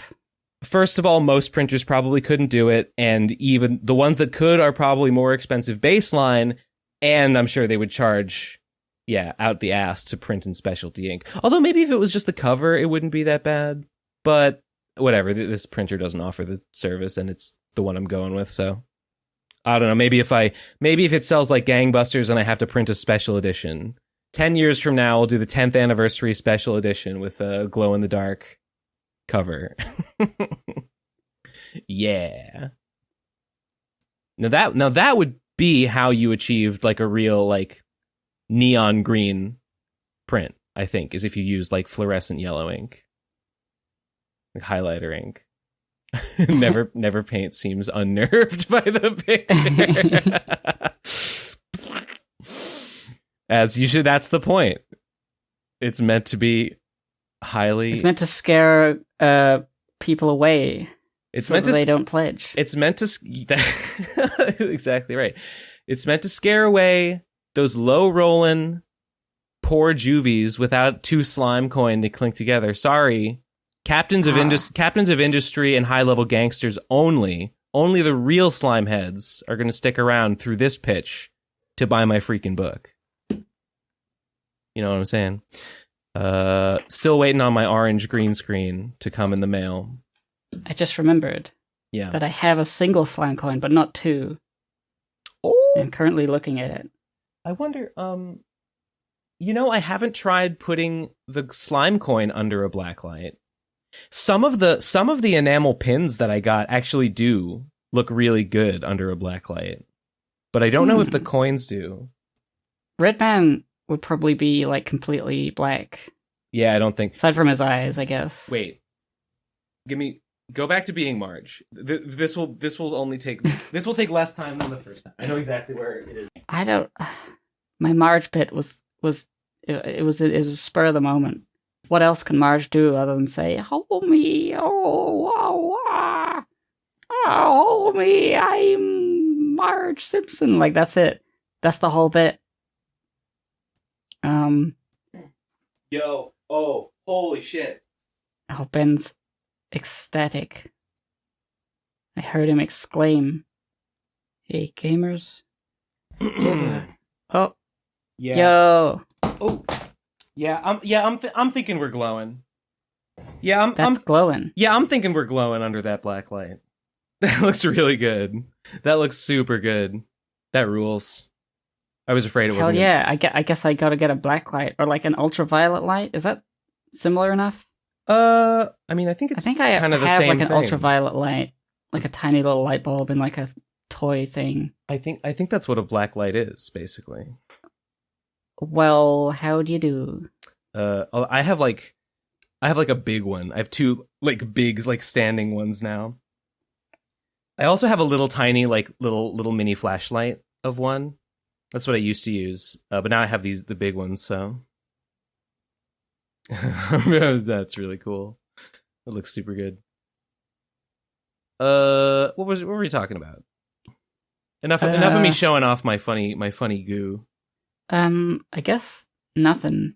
I said go watch Utena. I can't wait to get back to that. Fucking Clarissa, fucking this and that, whatever. This and that. I don't know. I guess my week has been mostly about redoing the Give and Take website and thinking about Clarissa stuff and playing RuneScape and watching Utena, and that's it. My weeks are very regimented and simple, and they just keep going. But cool. I do feel sometimes that I'm like, it's too similar. Like the days are too similar. I'm getting I'm getting an amount of work done, and it's all positive. But I wake up, I do the work, then I relax with the things that I want to relax with, which are the same things. Mm-hmm. I'm like, maybe I need to switch it up a little bit. Don't really know what to do. It's still too annoying and cold outside for me to feel like I can go for a nice walk, but I think I should do that. I think I should do some more walks. Yeah. The cold is cold makes me want to stay inside. It's been the coldest. Everything sucks when it's cold. It's been colder like now in like early March than it was. Like it was very mild like most of winter, and now end of February it's finally like below freezing, like snowing temperatures a little bit. It was like felt like it was like 40 degrees most of winter, which is kind of nice. I mean, I like that.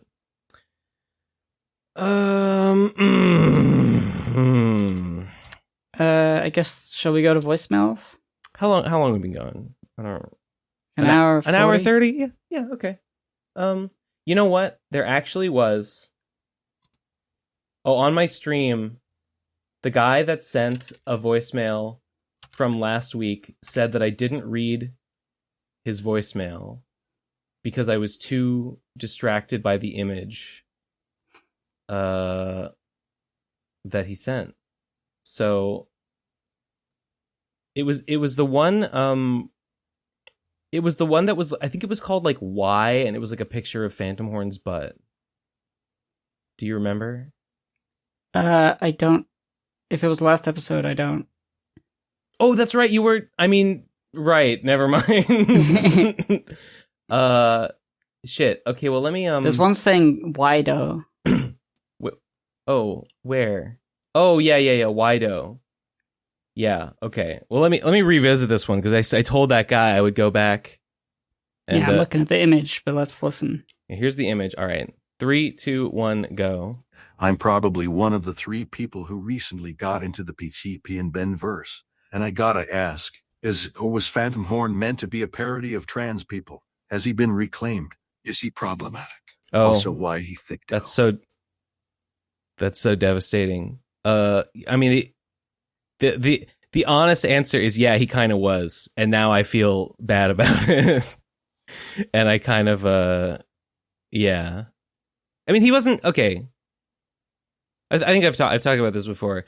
Yeah. He kind of was sort of a like, haha, the SJWs have gone so far. Now an Earth pony is identifying as a unicorn. Haha, it's so wacky. What the left has gone too far. And then I eventually was like, hey, that's kind of stupid.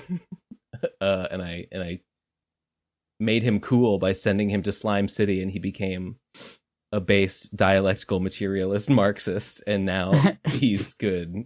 He's been reclaimed. He's good now. Don't worry. He does look pretty thick in that picture. He does look pretty. He's looking like a short stack. He's short stacking his stubby little legs. I don't know why he drew him that way. He's chibi. I think I said last week. This is chibi Phantom. Next.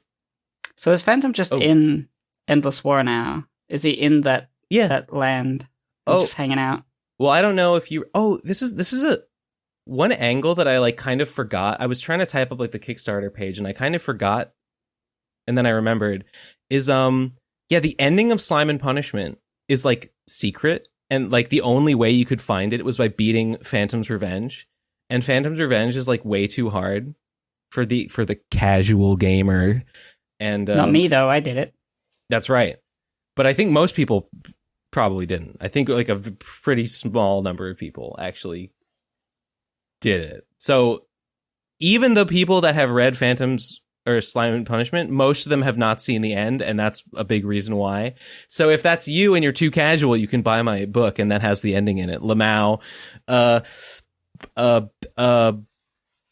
yeah, he well, I guess he does. Yeah, he post Slime and Punishment, he just continues to live in New Los Angeles City. He canonically lives there now.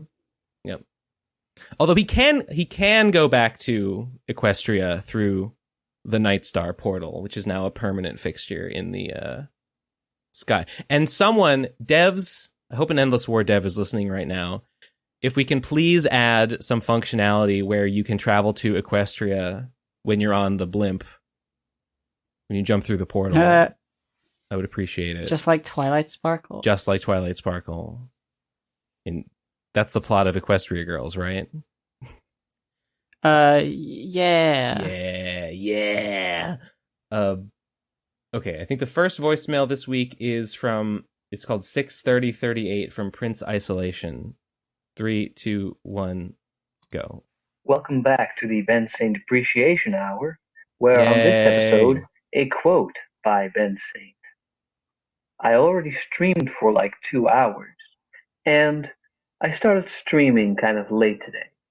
So I think that I won't really go that long.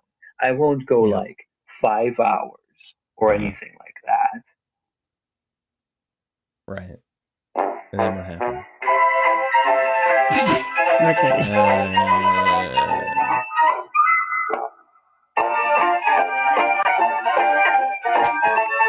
Let's listen to the whole song. It's loud. I went really long. It was a long stream. I think this is probably... Jesus. The whole... I really like the low quality of that. Really, really bad. This is probably like... I mean, was that the time when I beat the game? Because, like, I think I was just like, yeah, I'm gonna beat the game. Like, I gotta beat the freaking game now. No, that was the first stream of Battle Network 1. So I was enjoying the game. I was really enjoying the game.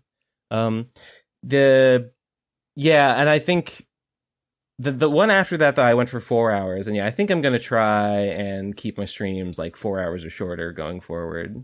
Because viewership does not hold up the whole. I'm usually at like by 4 hours in, I'm at like half the viewership that the stream usually starts with. It starts to dip off around the 3. That has historically been the case. I just want to increase the amount of time I play. I did it like last time. It was 7 hours. Yeah. I only got through like 4, 5 maps in Fire Emblem. They take quite a while. That's kind of.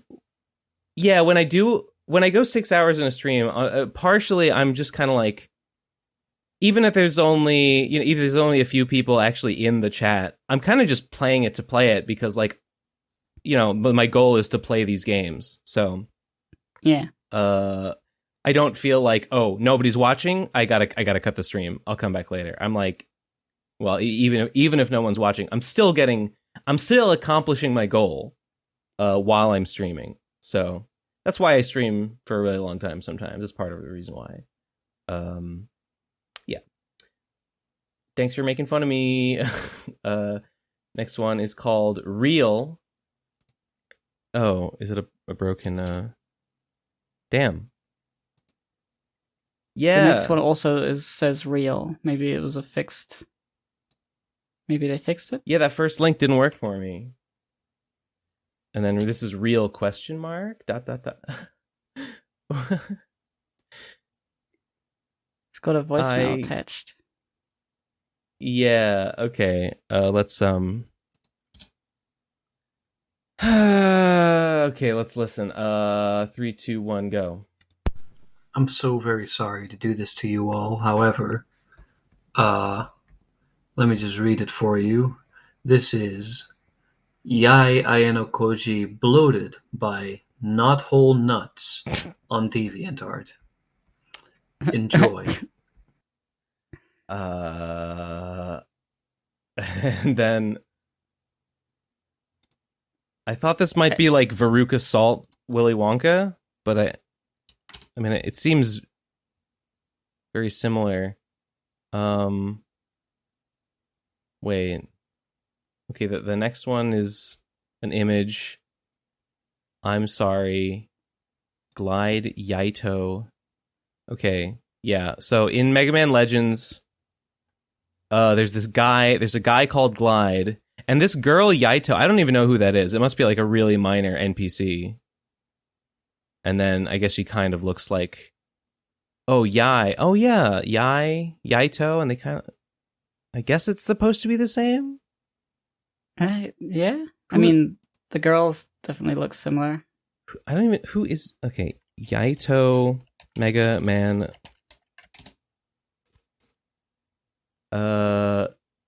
there's a trio called Yokon... Oh. Okay. Yeah, it's one of the 3 women or girls that are sitting in the, like, village... hut that asks you like 100 trivia questions to give you a freaking bonus item. That's like a fun job. Yeah, they're just at sitting school on a cushion. I think she asks you the like easy questions, and then the one on the right asks you the middle questions, and then the one in the middle, the sexy one, asks you the hard, like the 100 hard questions. All right, let's listen to the voicemail. 3, 2, 1, go. I just realized I probably fucked up because I removed the image from my Imgur from the first link that I just sent, so it probably didn't work. True. And so you probably, the first thing that you saw me send you related to this subject was just bloated yai. True. And I'm very sorry about that. Here is the actual reason that I sent you anything at all. The actual interesting image post. I'm sorry. Bloated yai. It does kind of look. Yeah, Yai is. I'm not sure if she's supposed to be like a Tron Bon. She's sort of like, looks like this girl Yaito, but she's like a rich girl, like Tron Bon, and she kind of has Tron Bon's hairline. So I guess it's like they mashed these two together, and I don't know why this little girl from the school is even irrelevant, but yeah. Probably just like the design. Wanted to use it again. Yeah, they just like the design. Yeah. They put her in a dress. That's interesting. And then they bloated her. and then they put a hose up her body and pumped her full of air. Next one. Oh, POV. New PCP episode just dropped. Yo, true though. That's what they look like. That's what I look like. Every time I see the new episode go live, I'm like, yes, another job well done. The colon D is funnier than the actual face. Just the straight text. Next one is something. Let's look at it. POV Perfect Comic Party or whatever the fuck weekly comes out. Cool story, bro. Oh my god. Oh my god. Oh my fucking god. That's the plan. Yes, true. This will be you. This will be you soon. Next one is image. You look like one of the blessed land. You look like one of the blessed land. Oy vey. Why is she Ukraine? Is that Gib? Is that you? Is that me? Maybe.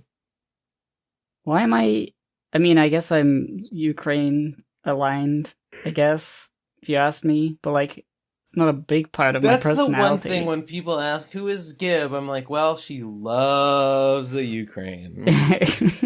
She hates Putin. I like your stance in this one. Okay. Is the blessed... Okay, I feel like we, at some point, maybe a long time ago, somebody made a joke about the blessed land, about the Jewish people. Is that like a term for them? This line, you look like one of the blessed land, that's from something, or somebody said that, and I don't remember who or why, but commenters, if you remember what this is a reference to, it's something. Hang on. Jews, blessed land. Jew.com. Okay, the term Holy Land usually refers to the territory roughly corresponding to the modern state of Israel and the Palestinian territories. Okay, so, all right. It is, so maybe it's some... Why would they say blessed land? Why not the Holy Land? No, I don't know. This is a reference that I'm like blanking on. Next one is but I do look cool in my zoot suit there. Next one is I dropped One Piece after 10 episodes because it was boring. Oh no, I forgot to read One Piece this week. No, you reminded me. You reminded me, and I said okay, and then I didn't do it. Oh, Ben. Oh no! Think of all the trash that you I could was have gonna read. say I could have read. I could have been. This is literally me right now. Why? What are you saying?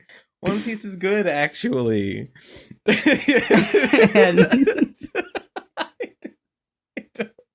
Why is I really like One Piece so the complete like inversion of the reason for this meme image. Yeah, it doesn't make any sense. Oh, what a sad person who missed out on all that trash.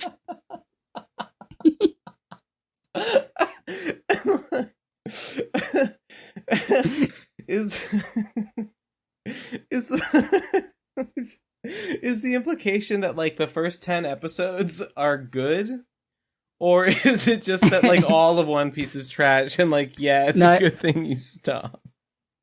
I think they mean like the longer you go, the worse it gets, or just like if you drop One Piece, it's good. I don't know. I just like it. I'm sorry. I like this image. How brazen to just like One Piece trash. It's all trash. Who says that? True, but also who? But also true, but also how fucking dare you? Okay. Oh, good stuff. Oh boy. Let me calm down after that one. Next one is Congelulia 4. Let's freaking go. As Gib would say, let's go. Let's freaking go. Let's freaking go. Girl. Next one, here we go. He's back again, about time too, and this time he is in the mood. And with his jetpack on, he'll fly right through you. But Kremlings, he is after you. He's tough and he's got pistols too. And every nut he shoots is Congelulia. Congelulia. Congelulia. Congelulia.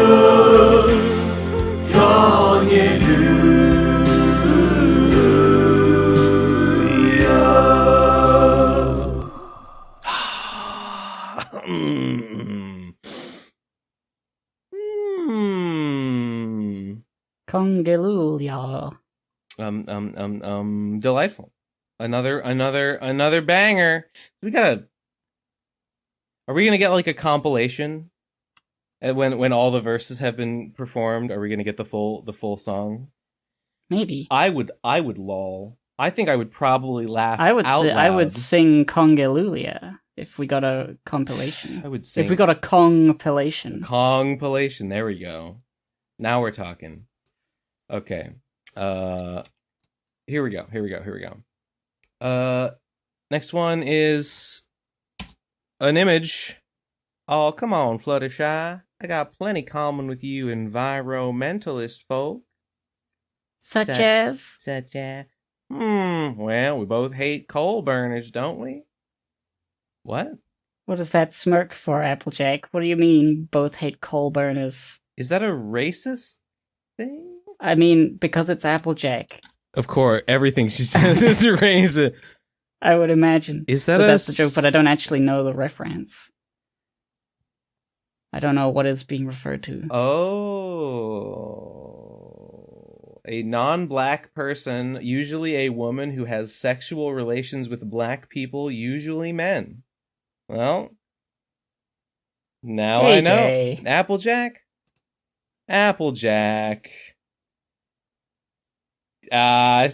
She's just kidding. It's fine. She's just having a little. She didn't learn anything. I didn't learn in woke school. In CRT, yeah.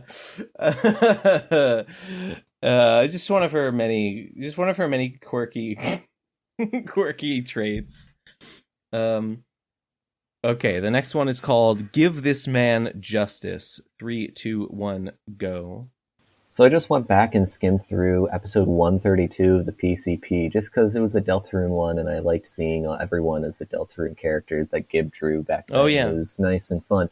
But someone left a voicemail in that episode calling in to make fun of Nate for using an electric skateboard, and then he did a grind on his real skateboard during the voicemail and recorded the like sound. I remember that. And I forgot. ended by calling him a pussy or whatever. It was the best voicemail ever, and I think it was before VoiceGrail, so I want to let you know that you should retroactively give that guy from 4 years ago VoiceGrail.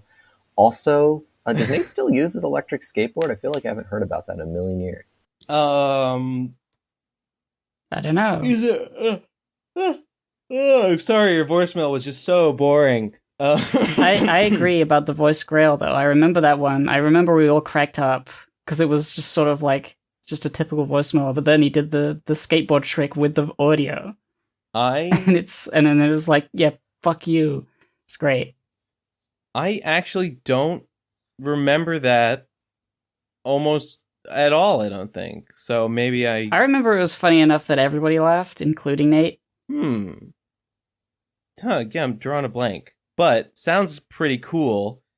I vouch for that voice grail. All right. Okay, let's do it. Let's freaking go. Let's do it. He's in.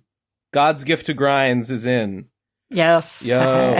Do you okay, an electric skateboard is like one with a motor on it, right? That like propels. The Casey Neistat boards, yes. Oh yeah. I mean, I have no idea if he uses it. I haven't heard him mention it in forever, so probably not. He probably just drives. Yeah, it's a bit of a weird thing to go around using, unless having a car is inconvenient, as it is in New York City, which is why Casey Neistat uses that all the time. Yeah, I don't know. I don't know if he uses it. He's probably not grinding on it too much. Okay, next one is called Thoughts About This. Hey. Well, it's kind of gross.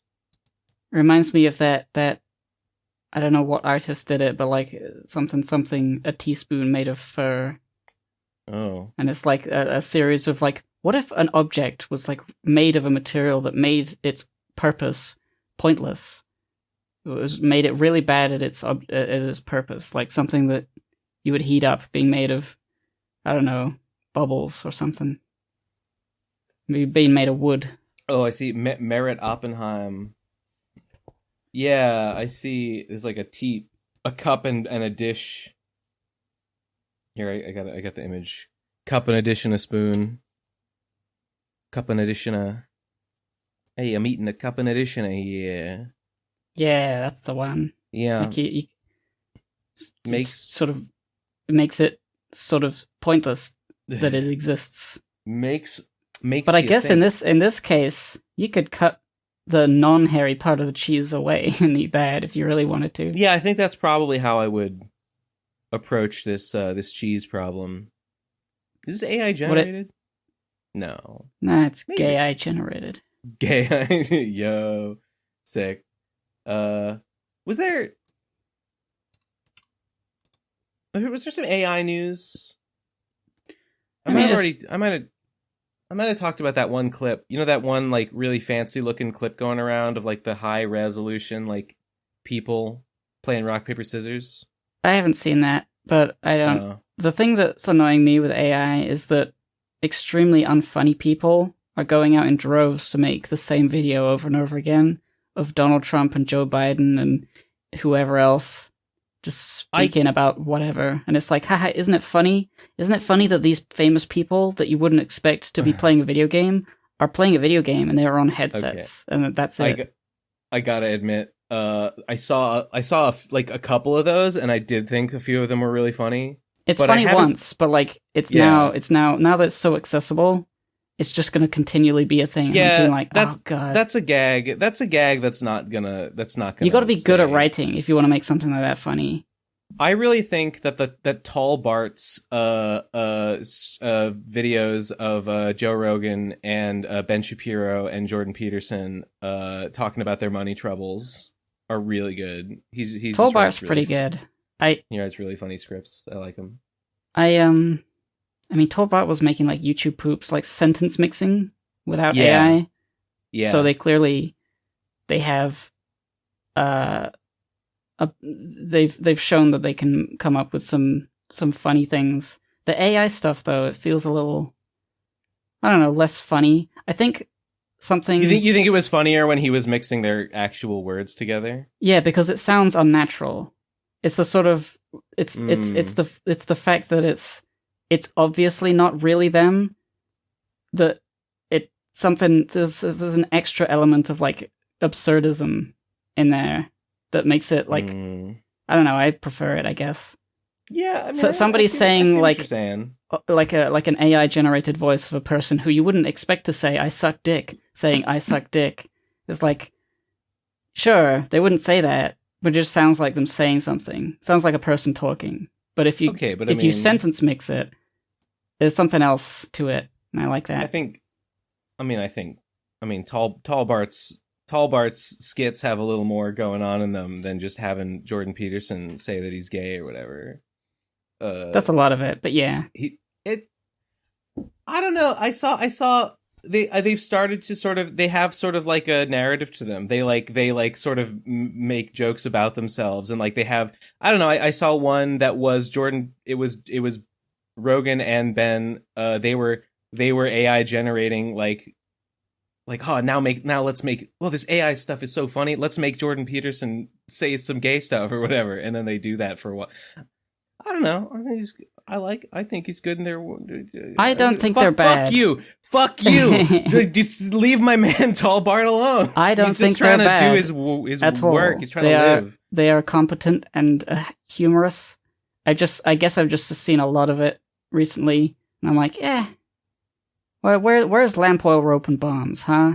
Where's my boy and dinner? Like, I want more of that in my life. Where's my boy and dinner?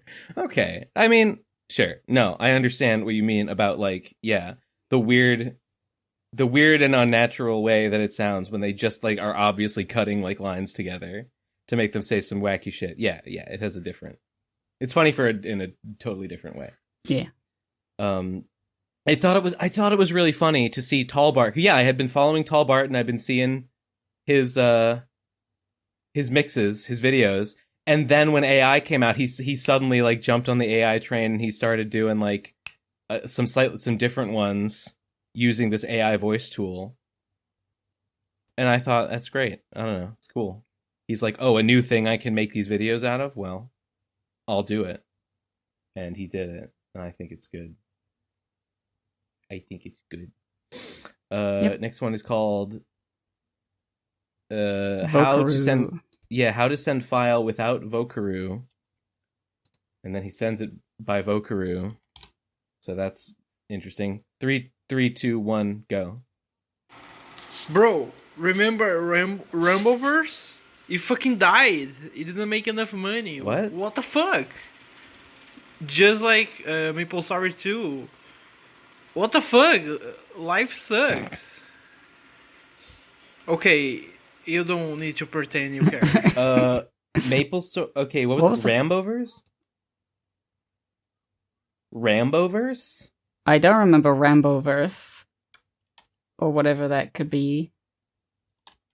I guess he's talking about I think he's saying Rumbleverse. I don't even know what that is. What is that?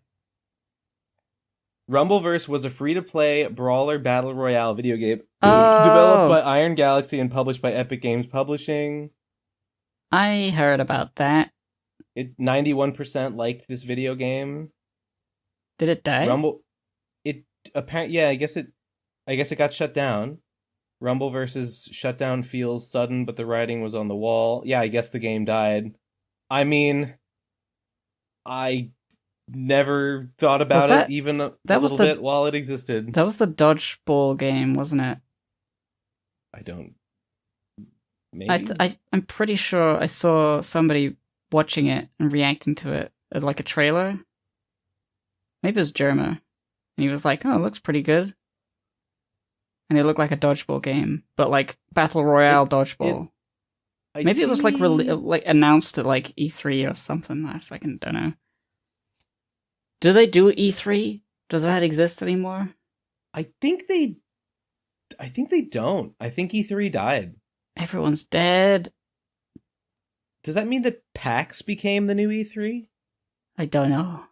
I think everyone does Nintendo events. Oh yeah, now they all do Nintendo Directs and stuff. There's no need for a freaking convention. Coronavirus killed everything, including video games. Coronavirus literally killed someone who was working at PAX like 2 years ago, or like a year or two ago. They did PAX in spite of everything, and somebody died. Ooh. Not so good. Not so good. Not so good. I wonder if they still do them. PAX. Let's look at PAX on Twitter. At PAX Twitter. No, I mean they're still going. March 3rd, looking for something at PAX East 2023. Okay, so they're doing PAX East. Okay. I guess one little death isn't gonna stop you. I mean, it's kind of true that like it's not like, oh, PAX literally killed someone. Just, somebody got COVID and somebody died. And I mean, I guess these things do happen, but I was hearing about it, and it can't be good. It can't be good publicity. It can't be good for like it can't be good for attendee enthusiasm. I would always hear about gaming conventions, and like all my favorite YouTubers would go to whatever convention, and they would see the things, and they would have a little video. It's like, well, I went to the thing, but it always seemed like such a fucking nightmare, even if it was fun in some ways. I went to the last day of PAX East, like maybe like 4 or 5 years ago, maybe 5 or 6 years ago. Yeah, and then funny story, maybe I've told it before, Sheepover, Sheepover, who used to be Mumkey's girlfriend at one point, said that she saw me, and this was post TBAP, and I think maybe even post PCP, she saw me and she recognized me, but she didn't say hi because she was shy or something. Then she told me later, oh yeah, I saw you like at a food truck at PAX East. I was like, yep. Wow. I was there on Sunday that one year. Very funny. Lamau.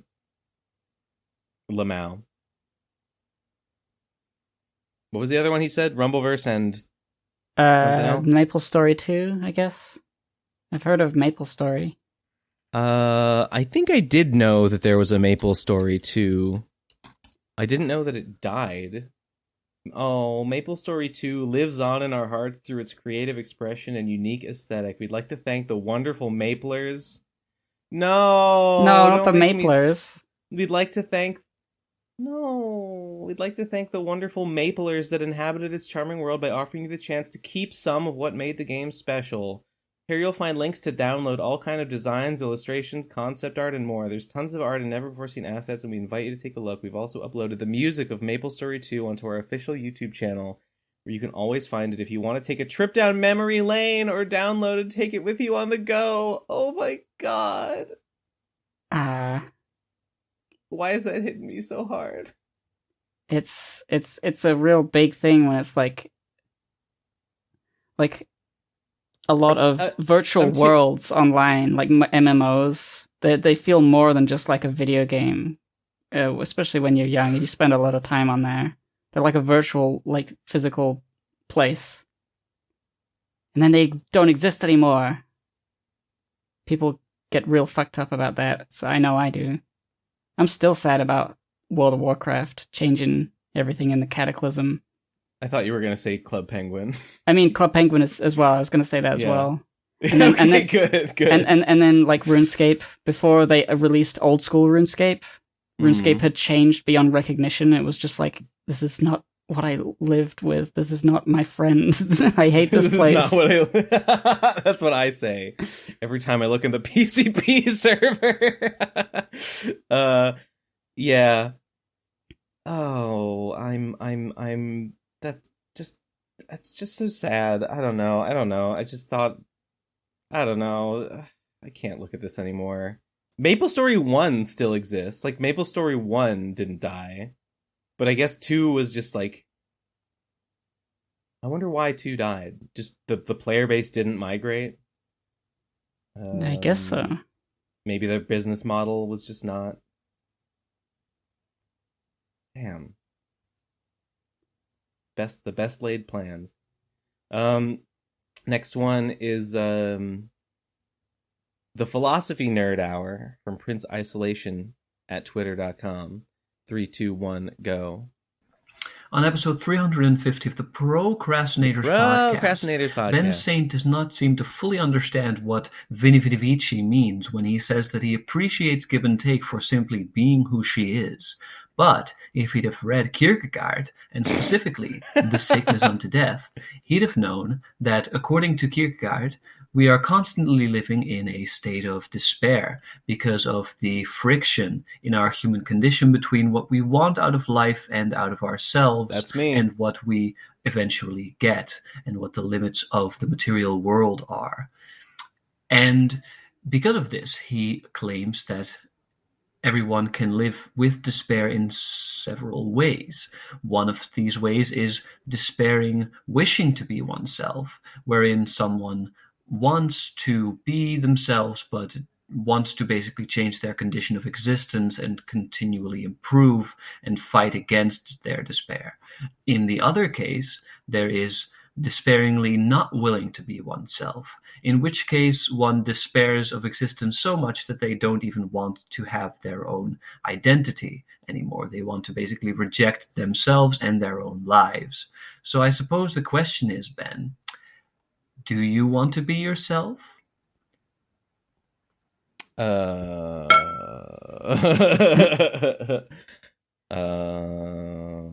a big question. I feel like I'm not supposed to answer seriously.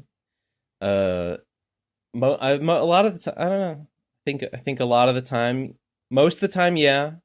A lot of the time, you know what? A lot of the time, I do fall into a state of like, I wish I just didn't exist. I have those times. I wish I could just disappear. But you know, it's not all the time. So I guess it's a little of column A and a little of column B for me. I have both. I get you a guy who can do both kinds of despair, I guess. A little column A, a little Columbine. Got him. Well, that was educational. So next up, well, there's an image and another voicemail from the Ben and Gib Appreciation Hour from Prince Isolation. Ooh. Steeped in malice and cruelty. Steeped in malice and cruelty. This is what Endless Jess said my Blu-rays are. Steeped in malice and cruelty. That's the joke. Next one. No, not the next one. There's a voice bit. There's a voicemail. Okay, 3, 2, 1, go. In honor of the Jesse blood feud. Also, recently, Ben said that in another iconic quote that he becomes stronger every time someone spurns him, which also goes hard. And it reminded me of a song that I think is very Ben core. It's called, I think, See the Light by Ghost. And the main chorus of that song goes, every day that you feed me with hate, I grow stronger. And I think that is possibly the most Ben core song. Ghost also has a big cathedral, like Christio inspired religious, but also satanic angle. Ben, if you don't already listen to Ghost, try it. I think you might like it. Try that song. Try See the Light. I feel like it's your vibe. Anyways, bye-bye. I know. What do I... First of all, I appreciate this drawing. I love my little slime drool. Although I don't wear khakis, unless those are supposed to be jeans, because I do wear jeans. I rarely tuck my shirt in. I'm not a nerd. But thank you. Do you know Ghost? The Lord of? No, the band. Is that the one with the animator who did the little thing? Or was that the song called Ghost? Oh, are you talking about I've been feeling like a ghost? Yeah, I guess that was the song. You, I hate the most. Yeah, no, that's a song. No, Ghost is okay. I've never listened to Ghost. I guess they're kind of a big sort of, I don't know. What I gather from seeing their stuff is that they're sort of a big, like, kind of theatrical sort of, gothic metal ? Band. And I think they do like really elaborate costume sort of stage shows. I think there's a lot of like theater in their work. And I feel, and sorry to be a hipster, I don't listen to them. I kind of feel like I see them around enough. I'm going to be an asshole. I'm just being a contrarian asshole. I feel like I see them around enough that they're unpopular enough that people sometimes think like, oh yeah, I'm into this indie band Ghost. You ever heard of it? But they're not actually as like underground as people think, because I feel like I've known people that like them, and the fact of the matter, and I know I'm being unreasonable here, I've known people that like them, and I don't like those people who I have known who like them. Although maybe there's other people that I know that like them, and they just never brought it up. Maybe I'm just thinking of a few people who were vocal about their appreciation of Ghost, who now I don't like, and that does sour my opinion of this band that I've never heard, ever listened to. But maybe I should give them a try, and I would change my mind. Thoughts, Gib? My thoughts is, why is this the Ben and Gib Appreciation Hour? Yeah, that had nothing to do with Gib. I mean, I guess it's and. Yeah, this should have been the Ben or Gib Appreciation Hour, because at least one of us was appreciated. You just say Ben Appreciation Hour if you want to talk about Ben. I don't mind. You could just. So, like, sometimes people just send a voicemail and it's directed to one of us, and that's okay. There's nothing wrong with a good old Ben Appreciation Hour. I guess Prince Isolation wants to stick to the brand of like, this is the Ben and Gib Appreciation Hour, and it will contain appreciation of one or both of us, and that's the okay. That's what I think about Ghosts. I've probably heard one or two of their songs, but like without realizing that it was them, because I feel like they are known and popular enough that I do hear people talk about Ghost. Next one is called I Hope Nate is on this podcast so he can apologize to Ben. 3, 2, 1, go. Okay, so NASA sent people to the moon. That's what I right? And it was this massive technical feat, and everyone thought it was impossible, and they did it, right? So you believe that, but then you turn around and you say that, oh no, there's no way they could have had a camera that could film that long. Like, do you have no imagination? You just use a bigger reel. Like, it's not hard. What? Okay. First of all, does this have anything to do with Nate? I don't think Nate does moon landing denial. No. I thought maybe he was responding to something from last episode that I wasn't privy to. Wasn't aware of. I don't think so. What is he talking about with a camera? Okay, I'm not sure I've heard that specific thing, but like, yeah, I guess maybe people that say the moon landing could not have happened say, well, they recorded too much footage. Yeah, they couldn't have that much footage in a camera. And I don't know if I've ever heard people say that before, but that is the kind of thing people say because they are like so limited in their thinking that they're like, well, any camera that would go up on the space shuttle would be exactly like a commercial camera that I use in my real life, and therefore like the memory limits that I am subject to in my normal life would apply there too. Wait. When in fact, no, they could simply make a custom camera that has different capacities. What is the argument here? That they couldn't have faked the moon landing because they couldn't have enough film? No, I think Wait. Because this guy's saying, you believe the moon landing happened, but then you also believe this other thing? That there couldn't be enough film? I'm like, who's having this? What argument? Wait what person would make this argument? I misunderstood. I'm listening to it again. I am really confused. There can't be someone who is like, oh yeah, the moon landing's real, but they couldn't have actually filmed it because, I don't get it. Oh, is this like a weird like double? Like they believe the moon landing happened, but they believe the footage of it was faked. For some reason. What does this have? I've never heard of that. Did Nate say this? There's no way. No, I don't think so. I think the title is completely unrelated. Okay. Maybe there is someone who is like, yes, there was a moon landing, but the footage is fake. Because the footage was staged because they couldn't film the real thing. Maybe somebody believes that. Lamau.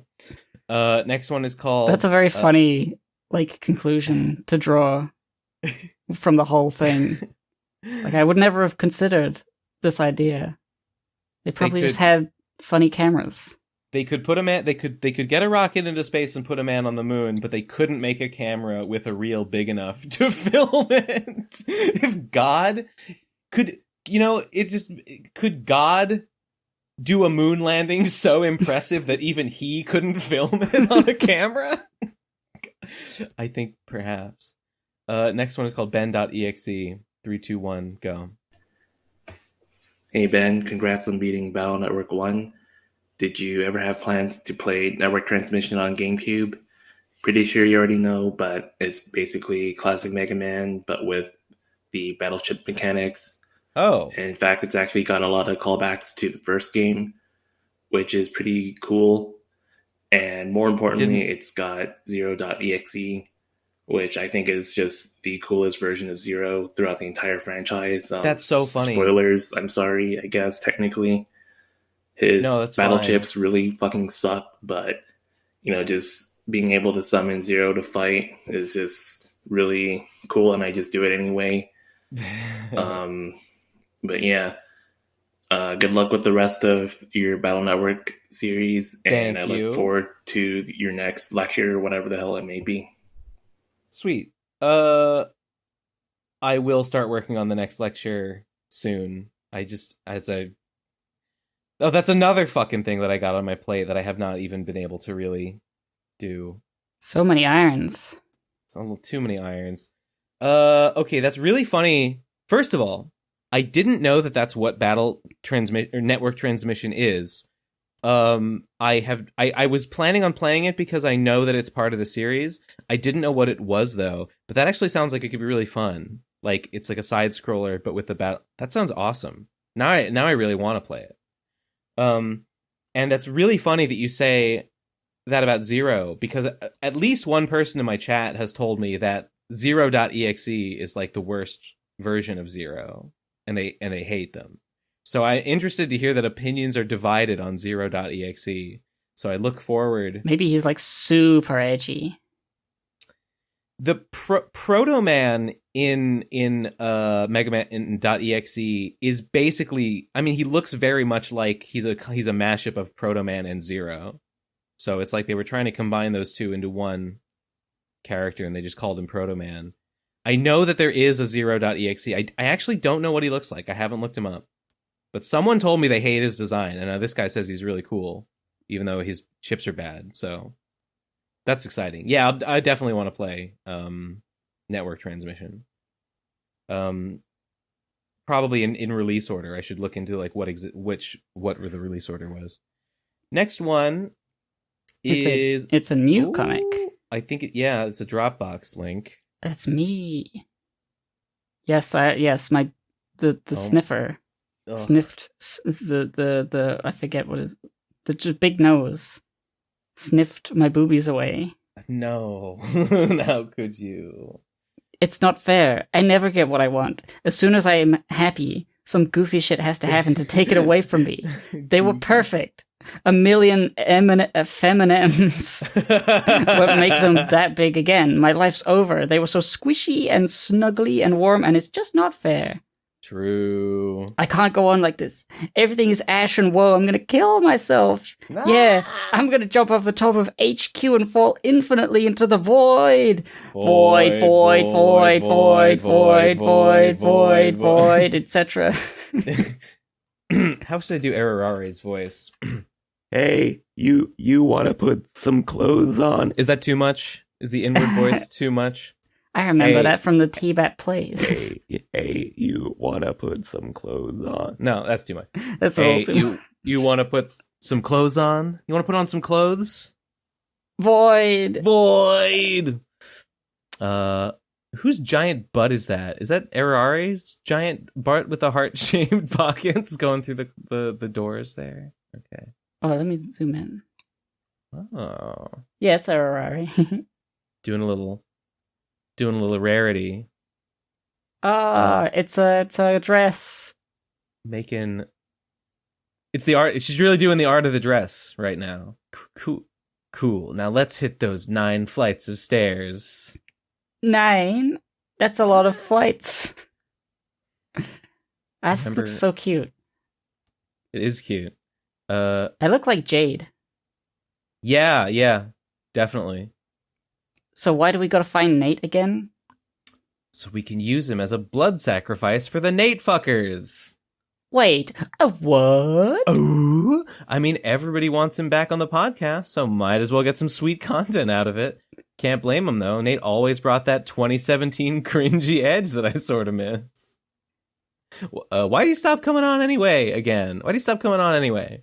I don't know, he didn't say. And then he started the Gamer Zone and Talking Pirates. Apparently we're too cringe for him to associate with, let alone podcast weekly.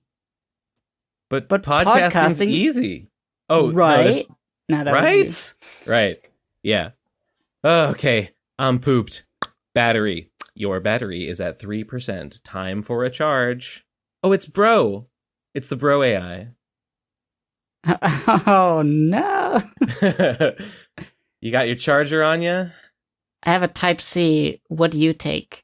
Look at that face. News so good. What the fuck? Yeah. Oh, wait, I'm looking... Did Erarare always have, like, a giant thighs like this? I don't remember from the last time. I don't think remember so. I think they're just like drawing them like that. CCS1. What the heck is that? An EV charger. What? Oh, like a Tesla. Can you think you can carry me the rest of the way? Hell yeah. I go to the gym at least once a month. It's not even that much. Yo, if only I were there. I'm lifting. Just hop on and let's go. Alrighty, 5 more floors. Oh, look at those are your X-ray vision of your bones in your legs. No, no, that Shakes. butt's so fucking big. So fucking big. Wait, the apple. I remember there's some backstory behind the big apple butt. I love my faces in this.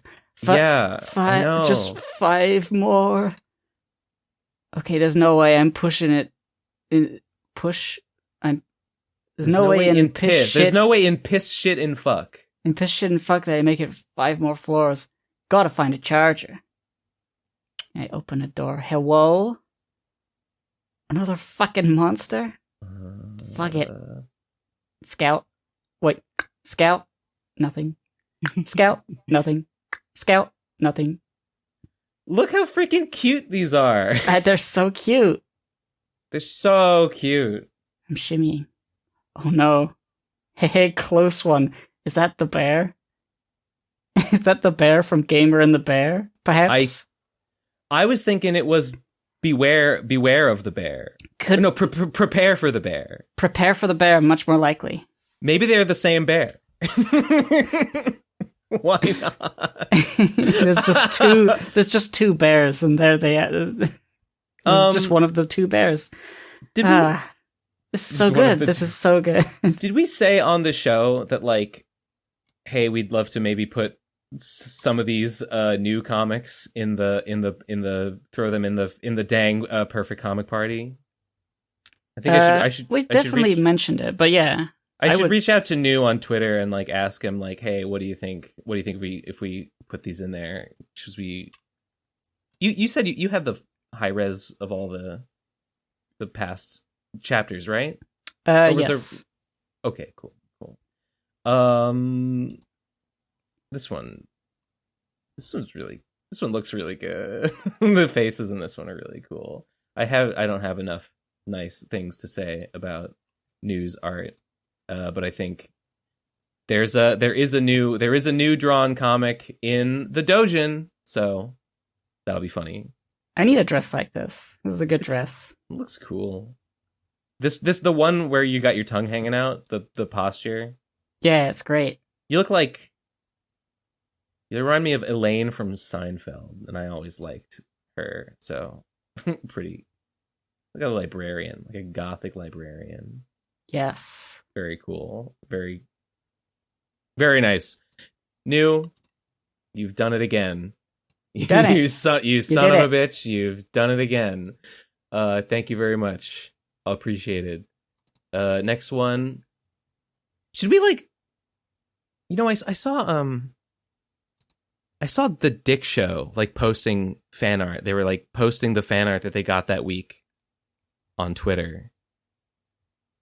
And maybe we should do that or something. I don't know. Because like some of the stuff's pretty funny. Some of the stuff probably deserves to be. I mean, we don't really use the Twitter for that much, do we? I don't. I really don't use the Twitter for. I hardly ever do. Yeah, I just use it to retweet maybe things that I tweet that maybe I want the PCP audience to see as well, and like that's most of what I do with it. Yeah, it'd be a good idea, I think. It probably would be a good idea. Okay, the next one is an image. What is? Dang. What is this? Dang, congressman, wish I had a wife who would tell me her prophetic dreams. Oh, it's I think if I'm remembering correctly, there's a congressman called Representative Clay Higgins who just straight up says that like his wife gets visions from God and has prophetic dreams. I think I may have heard of that. Yeah, and he I wish I had a wife who would tell me. Maybe if I had a psychic prophet for a wife, maybe I could have been a congressman too. Unfortunately, it just didn't work out that way. I'm pretty sure it's Clay Higgins that I'm thinking of. Unless I've mixed him up with someone. Because I followed Clay Higgins on Twitter, and his tweets are boring, but I just followed him for the meme. Next one is... Oh, I already posted it. Next one is called To Gib From Me, Please and Thankles. 3, 2, 1, go. Gib, I don't know if you heard yet, but Ben was racist in the last episode that the robot was in your place for. You scold him for me. Thank you. What did you say? Wait, robot? It must have slipped my mind. You Remind me how racist you were, Ben Saint? I said that you scolded me. You woke scolded me for saying that Geno Samuel's delivery was stiff and robotic. You said I shouldn't use the R word. Oh. You said it was triggering, and I said I would do better. How do you not remember? How do you not remember this? I don't know. I just you were so adamant. You were so impassioned about it. It was a rollback. I gotcha. Next one is called... Oh, here we go. Gib Appreciation. Oh, okay. This one's not the Ben and Gib Appreciation Hour. This one's just the Gib Appreciation. Not even an hour. All right. Okay. 3, 2, 1, go. Also on this episode of the Ben and Gib Appreciation Hour, I was listening to Gib's stream, and she made a very cute, funny joke where she just went like, oh, looking at my character stats, high strength, high speed, hi, how are you? and I appreciate that joke. It was small, but it was subtle, but it was good. Also, I figured I should give a counterpart to music that is very Ben Saint core, music that feels very Gib core. Have you ever heard of Iglooghost? Iglooghost Everything is this is a really ghost. weird glitch core, like bops and whistles kind of sounding music that is like very otherworldly, but also the mascots for it are like these weird little like clown-esque alien creatures with like big noses and party hats. And the lyrics, I think, are supposed to be like their language, and it's really weird and funny and cute. And I feel like Gib might like that, and it feels Gib core. It's like odd and silly, and like nice and chaotic and cool. And I don't know. Check it out. So I get regular Ghost, and you get Iglooghost. I get Iglooghost. Oh, I'm looking at. I googled it. There's a little image of the little mascot character. That is a Gib core design. Cute. Very cute. I'll give this a listen. It sounds kind of neat. I'm almost a little more interested in this than in Ghosts, because I've never heard of this before. And once I've heard of something, that's how I know that I'm not going to like it. I was going to say, you made that cute joke. I had a bit on my last stream. I said I was really high energy and I was really like hyper. I had a thing. I don't know. I made myself laugh uproariously. Well, that's always fun. That's always good when you know. I had a bit that I meant to clip it. I think I should go back and I should clip it or something. About how like when I don't know in the story of Megaman.exe, you have to update hub.bat and you sync your and Hub's DNA. Because you're twins, you sync your DNA 100% and you become synced, and so that if you die in the game, you die in real life. Well, it was like, what if Hub was circumcised and Lan was not, and that's why Hub died. Like Hub died because of being circumcised, and so your dad is like, Lan, you have to run hub.bat to complete his genetic code and sync it with you. But the one downside is if you do it, you'll become so perfectly synced that you become circumcised just like your brother. It's the only way. The only way to save him, Lan. You have to be circumcised to update the circumcised data into your DNA. I'm killing myself again. It's just your dad. Your dad is really fucked up. Your dad makes you do like he's a huge freak, and he's like it's actually really good that Dr. Light didn't have any kids in the main timeline, because that guy's a fucking sick fuck. Next one is an image, and there's also a voicemail to go with it. Oh, it's the little guy. Oh, it's a little guy with his little orbs. Let's listen. 3, 2, 1, go. Just as an example, here is one of the mascots for the song Clear Tame by Iglooghost. Cute little guy, don't you think? I feel like he is Gibcore. I feel like this guy could be bombing around with alley-oop any day. Okay, bye-bye. Yes, I agree. He had the same thought. Cool. Well, that's the last voicemail. So, yeah. I didn't read One Piece. In fact, I'm 2 chapters behind because I didn't read it last week either. Oh dear. Yeah, because well, what do you want to read it right now? Or is it too much? I've read it, so you want? Let me just check. I mean, it might be a really cool one. Yeah, can't remember. I'm remembering it being like a little bit of a Pog moment. I see. Oh yeah, it was definitely a Pog moment. I think you should. Oh. Okay, so I guess I'll do that right now then. Yeah. Okay, so let me. No, wait. You did there was a break, so there's no right? Like last week there was a break. Was there? I mean, I don't remember. Well, I'm reading the most recent chapter, 1076, and that follows on immediately from 1075, which we did read on the show. All right, let me Oh yeah, 1076. It's the one with There's a double color page spread of the Straw Hats doing a cool poses and stuff. Oh, I'm a little.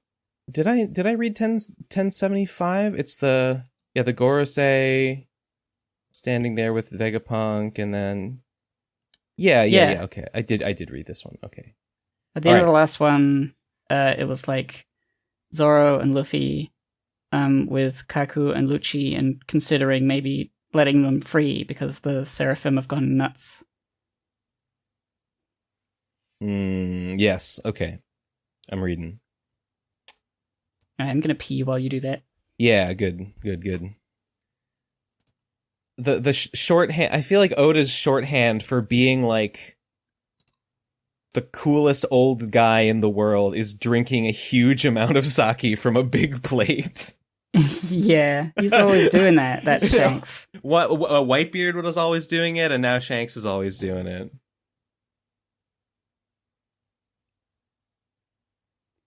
I also like how he draws Shanks with those like trousers that have like they go below the knee but only a little bit. They look really comfortable, but for some reason they're also They like do. really badass. Like yeah. I mean, I think they look badass because they're on Shanks. They do look I comfortable, guess though. so, but I want some. I guess I kind of have some already. Imagine like an edgy teen being like, "Oh, I want to wear those fluffy floral pant like long shorts that like tie up on the leg.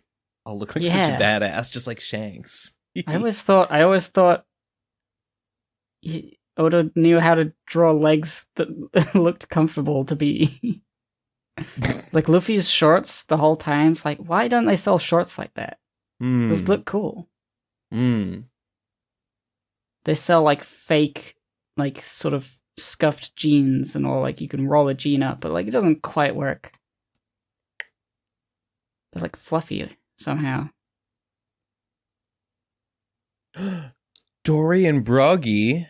What? No! I mean, who's that big kid? Just a kid, I guess. I like that big kid. Looks cool. Do you have a message for Captain Kidd? Tell him he can either hand over his load poneglyph rubbings and scram, or he can risk fighting me. Kid lost his arm fighting Shanks's fleet? Yeah. I don't think it was... I can't remember if that was like him, like, before a time skip, he didn't have an arm. He may have had 2 arms, and then in the time skip, a bunch of shit happened and he lost his arm fighting Shanks's crew. I thought he always had the... Well, I know he always had the magnet power. Yeah, I don't remember. Weird. That seems weird that Kid lost his arm fighting against red hair Shanks who has 1 arm. What's going on? Is that just a coincidence? Did he steal Kid's arm to replace his own? Kid, you specifically have just the right arm. Wait a minute. I'm putting it all together. They were going to build the perfect Whitebeard clone. They made Whitebeard's son, and Shanks was going to donate his arm to the hideous Frankenstein projects, but he lost it, so we had to steal Kid's arm to donate his instead, to stitch this man together. What's the Sounds legit. What's the Whitebeard kid's name? Eugene?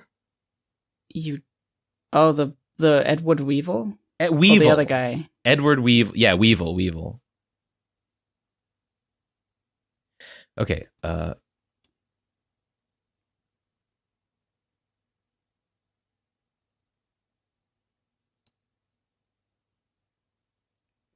Won't settle for an arm this time. Make way the chief's coming through. So glad to see you. You two back then. We owe you protection money. We don't do that. They won't settle for an arm this time. They'll take your life instead. Only if I lose. Ha ha ha. Oh my god. Wow. Yeah, so they're fighting. Let's talk about this. Alright,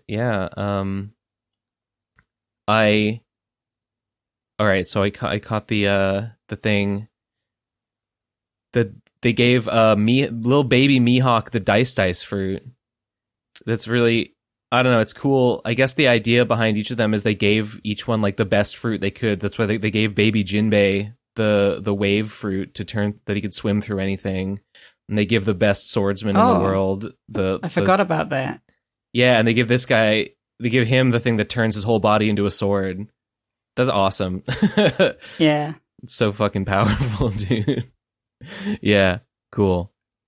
So, yeah. Scary shit. Initially, they're fighting, the two of them, the Kuma Seraphim and the Mihawk Seraphim. Mm-hmm. And it's a little too much. And they gave, the Mihawk the leg. Not the leg, but like the turn your whole body into a sword thing. The dice fruit, yeah.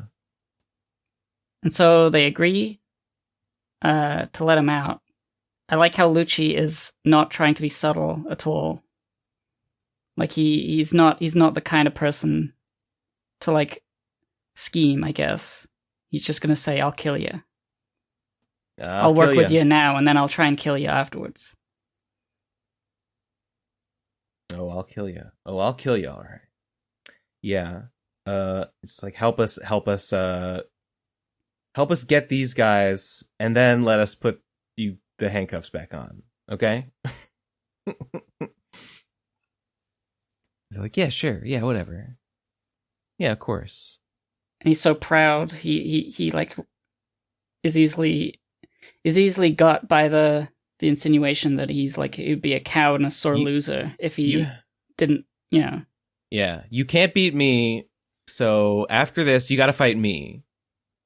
And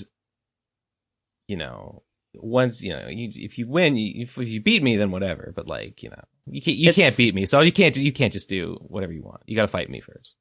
It's the same. I will fight you. It's similar, I guess, to that moment when he fought Aokiji the first time, and he said like Luffy. Luffy fought Aokiji, and he got turned to ice. But because it was like a one-on-one duel, he sort of like protected his friends by making it about like just them.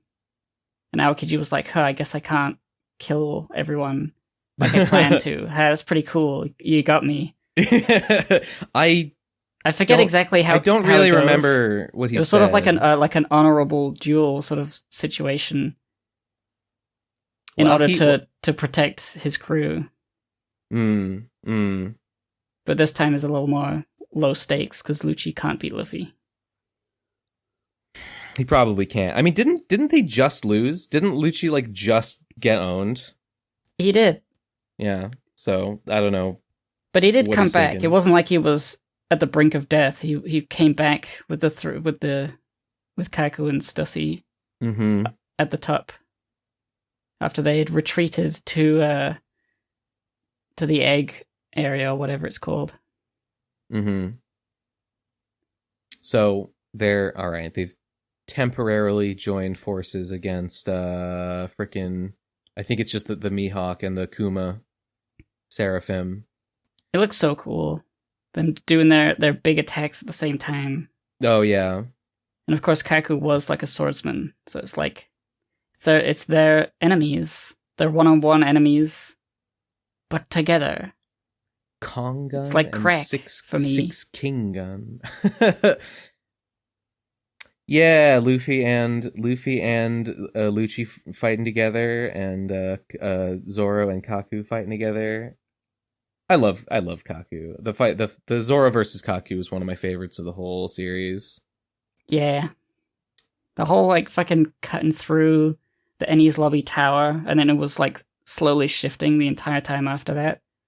Yeah, I just liked him using his like giant giraffe body to like You can't outreach me. I'm everywhere.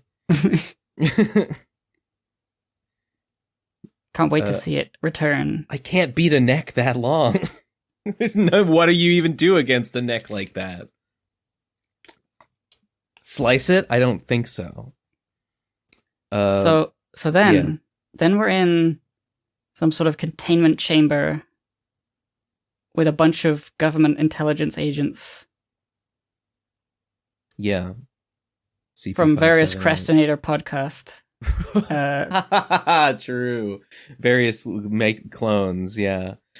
And so it seems 2 months back we were meant to set sail. The weaponized sea beasts attacked us. We were brought to the island. Then other agents came. So 2 months ago, something was going on. Agents were being captured and held in prison. And then other agents that were sent to get them were held in prison, which is probably why CP0 is here. Yeah. In some fashion. Because to them, this is like, oh, they thought Vegapunk was doing this, capturing CP9 agents and just hold. They thought he was pulling a trade federation from the start of Phantom Menace, when they were just like catching. Oh, you sent your goons to come and inspect us? Well, we'll fucking trap him and murder him. We'll gas him. But he says he is not the one behind it. He had no idea, and now he's in here. And wasn't he? I'm sorry. Wasn't he like a baby? Moments ago? He moments. It's been a few minutes. There was that everyone split up and go look for Vegapunk, so he's been gone for a little while. But yeah, Bonnie took his age out and turned it into funny little shapes. Right, as one does. And I guess he got those back at some point. Yeah. And is now locked up after getting punched. Probably by Bonnie, I guess. I mean, I can't think who else. Oh yeah, he's like bleeding, right? Yeah. Yeah, he got beat up and locked here, and now he's learning about this thing going on. Damn. They said Vegapunk knows everything, but does he know why kids love the taste of cinnamon toast crunch? I mean, why they're locking, why Captain Kids loves the taste? Yeah. He didn't even know it was happening under his own nose. Some genius. Yeah. So it's one thing. So I have no idea who the fuck could possibly. I mean, I guess someone is running things over. Maybe it was that shadowy figure that we saw looming over one of the Vegapunks before. I thought that was just like a hint of the Seraphim. Yeah, maybe it was just one of the Seraphim. Didn't we? Wasn't there like a dark figure with like glowing eyes, and we were like not sure who it was, and it might or might not have been a Seraphim. I don't know. I guess we could go back and check. I felt like that was like, oh, there's something going on here. What's the mystery? And it's the Seraphim, but like, yeah, there's another person that was not revealed in that moment. That is probably the person who is now being referred to as leaking data to the world government. Yeah. And all of the reasons that like Vegapunk's like research is being outed. The stuff that obviously he wouldn't let this slip himself, stuff that would get the world government to fucking send warships to kill him. So yeah, somebody's been leaking stuff. And I guess who? Is there anyone currently that we know about who it could be, do you think? Sentomaru? I mean, why would he do it? I don't know. He was already, like, Marine affiliated, but he was, like, loyal to Vegapunk. Yeah. That we've learned because he was rescued, like, as a baby or something. I mean, who have we seen that has... I'm just trying to think of who has any authority on Egghead. I mean, Vegapunk's the guy, and then there's, like, his 7 clones or whatever, and there's Sentomaru is, like, his direct underling. And then there's Stussy, who was a CP0 agent. Well, Stussy just got here. I know, but, like, how do we know that? I don't fucking know. That's not a good theory. She's just suspicious, I guess. These guys have been here for 2 months, So someone's been here for a while. Yeah, it's either somebody who's just not been introduced yet. Yeah. Or it could be one of the Vegapunk, like, robots. Maybe could number one. Could one of them be Rogue and the others not know? It could be. But then, like, what's the Seraphim doing killing the Vegapunks? You know? But is he killing all of them? Maybe is there one that, like, maybe hasn't been attacked? But don't all the Vegapunks know everything that all the other Vegapunks know? Yeah, that's the only thing that's a little weird. I guess we don't know exactly how it works, but that's how it's been explained, is that they share data. Yeah. I guess they don't necessarily share experiences, because one of them will have, like, thoughts. Oh, like, they'll see something and they'll have to report it by speaking to the others. Oh, so, like, you think they can have their own individual, like, thoughts about stuff, and the others, it's just, like, information they learn? Yeah. I mean, maybe, yeah. Because, like, a thought in your head is not, like, something you see or hear or whatever, so maybe that stuff is not transmitted. Yeah, it could be. I don't know who it could be. Lilith is evil. Lilith is just evil. Lilith is the evil one. But, I mean, she was with the others and she was being attacked with them. I mean, the most surprising one would be if it was Shaka. But number one? Yeah.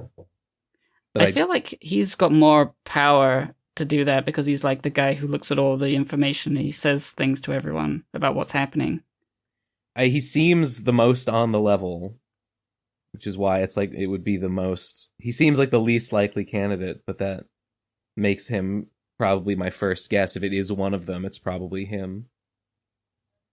Yeah, so I guess at the moment we don't have much to go on other than the fact that... Not really. Where is Bonnie? And what did she learn when she got the Kuma thing? Did she learn more? Why is she not here? Did she do anything bad? Where'd she go? Because if there was a bad guy that was orchestrating all of this for 2 months, and then they found Vegapunk, beat him up, and locked him up here, did they not find Bonnie either?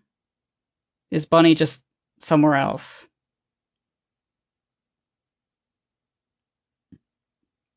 I think the fact that I think they probably split up. I think Bonnie and Vegapunk must have split up, and then Vegapunk was taken in. I mean, this is all happening. This is like happening pretty fast. Yeah. So like they're probably still looking. Whoever is doing this probably is looking for Bonnie, or maybe they decided that Bonnie is fine and they can let Bonnie go. Yeah, I think it might be Shaka. This is my theory, but it's only because when they lost track of Vegapunk and Bonnie, he was the one who was looking at the monitors and saying, "Oh, we don't know where they are." Everyone split up. And everyone just agreed. Yeah, he is calling the shots, so he would be the one who could throw everything. He could misdirect people. Yeah, definitely. I mean, I have don't know no why idea. he would do I it. have no idea why he would do that, but like, we don't know anything about him other than that he is Vegapunk, sort of, and he is in charge. Yeah, and also the Seraphim, they weren't necessarily attacking him in that room. They were attacking the CP0 and Luffy and Zoro. Yeah. There was enough other people there that they weren't just attacking him, so maybe he was like on the whitelist. Yeah, but you wouldn't notice. Yeah, he's. I would say he's my suspect number one. Yeah, just because he has the most opportunity to do it. And it would have to entail that like there's some, either they don't actually know everything that all the other Vegapunks know, or there's some mechanism by which one can hide something from the others.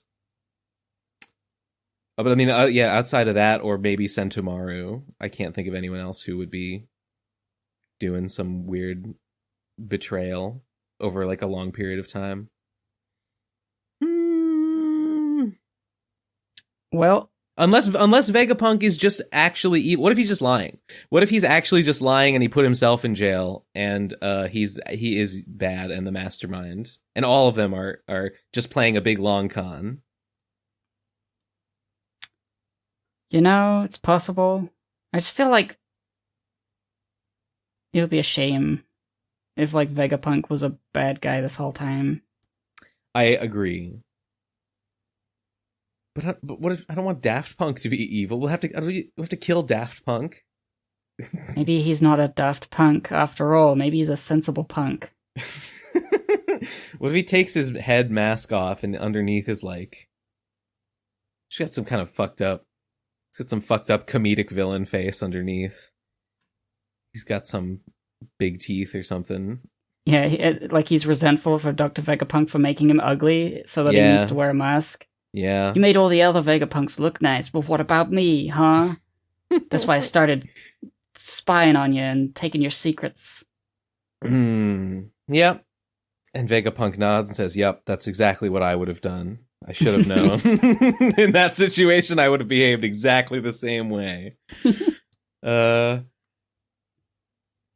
then, I guess we're on to, Kid and... Freaking Kid and Shanks. At Elbaf, the giant island. So Shanks wants the poneglyph rubbing, and Kid has one. And they're gonna freaking fight about it. Oh, this is cute. I've just realized Shanks and this giant kid is the same as when Luffy was a kid, and Shanks is at the bar. And Shanks is like drinking with all his pirate friends, and Luffy's like, "Oh, come on, take me with you. Come on, take me with you on a cruise, on a pirate adventure." And now Shanks is saying that to this giant kid. The same thing. Was the kid asking?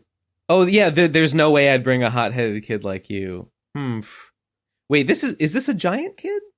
Yeah, it's a giant. Oh, these are the island of giants. Oh, they're all giants. That's why the sake plate is huge, and that's why the blueberries are giant. Okay, this makes it all makes perfect sense now. Because like last time we heard about Elbaf was because Kid had found it. He had found Elbaf, and maybe he found it because he was looking for Shanks, because Shanks was there. And so Captain Kidd is fighting Shanks' crew, or is like causing trouble. And Shanks is like, "Oh, well, I guess we gotta go say hello." So, is Kid the aggressor here? Is he like attacking Shanks' fleet? Is he trying to like get somewhere and Shanks is blocking him? I think it's likely that Kid is the aggressor, just because that's what Kid is like.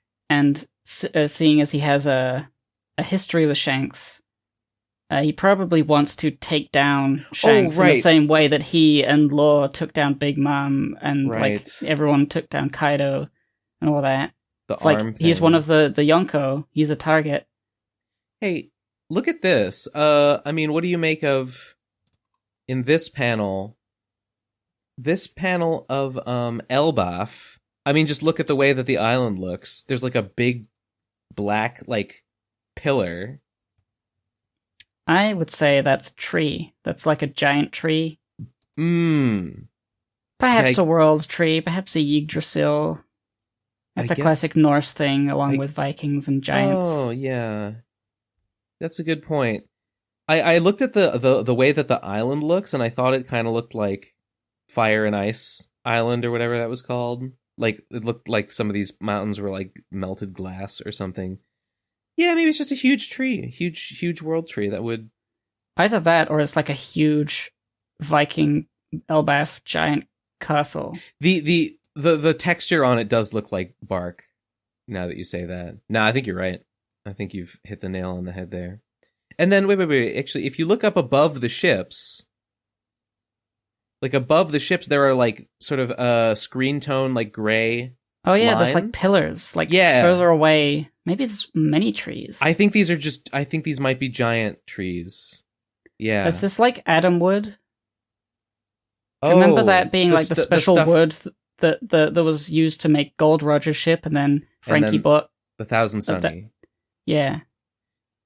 These could be Adam trees. Do we know? Does like that come from Elba? I don't think it comes from anywhere in particular, but we just know that that's a type of tree that's got like the best wood, and it's probably the big tree, probably the giantest of trees. Okay. Just an idea. Okay, wait a minute. Treasure tree Adam is a type of tree whose wood is considered the strongest. Its immense rarity makes it highly valuable.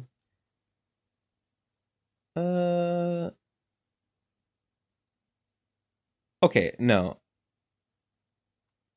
No, I think we've seen Adam trees. I mean, here's a screenshot that supposedly has one in it, and this is from the anime. But supposedly this is a screenshot of a treasure tree Adam, and it's normal size. Oh, that looks like the one that Nico Robin and the librarians of Ohara had. Is that kind of tree? Oh, I don't know. Probably not. Ohara. I mean, it had a huge fucking tree. Yeah, this is what Ohara looked like. They built a library on the inside of it. I think Frankie explained the history of this one of a kind. Oh wait, no, there's only one treasure tree Adam. What? Frankie explained the history of this one-of-a-kind tree. Long, long ago, an endless war raged on an island. People died and the island was destroyed by a rain of bullets and left in ruins. However, the people kept coming back to rebuild the nation near a giant tree, the only one that remained intact, and that was Adam. So that big tree could be Adam. There is apparently also a sunlight tree Eve on Fishman Island. Yes, and that's what lets the light come down through the red line through its roots to illuminate Fishman Island. Do you remember that? That's why there's light. That's why there's light in Fishman Island. I remember. And Usopp, and Usopp was like, treasure sunlight tree Eve. Is that like the treasure tree Adam? Fascinating. We have to know more. So yeah, Shanks is having a party. There's drinking and eating with the giants in the bar, and that he's gonna go deal. Sorry. He's gonna go. He's gonna go yawn because One Piece is just so boring. He's gonna go deal with Kid, and he says, "Hey, Dory, Brogy, can you lend me a hand?" And I also notice Oimo and Kashi from Eni's lobby is behind them as well. Remember those guys? I do remember those guys were on. They were on some other island before. They were on Eni's lobby. Yeah. They were like tricked into being allied with the Marines for some reason. They said they were like tricked by the Marines saying Dory and Brogy were captured and they had to do this. But then Usopp told them that they met Dory and Brogy and they're fine. And so they turned the tables. They became friends of the Straw Hats. Yo, it's so cool how much Elbaf we're getting nowadays. Yes, this is the next big arc. This is the one. We're moving towards the Elbaf arc. Egghead is like part of it. Who do you think's gonna win between Kid and Shanks? I mean, Shanks obviously has more strength, and the backing of the giants is obviously going to do a lot. Yeah. Kid is not as tough as he thinks he is, but he's got chutzpah, you know, he's got gusto. Definitely, and he's got. I mean, Killer is. I mean, he's got a history, strong honestly, now. of picking fights that he can't win. He picked a fight with Kaido, and that resulted in him being imprisoned. Yeah, true.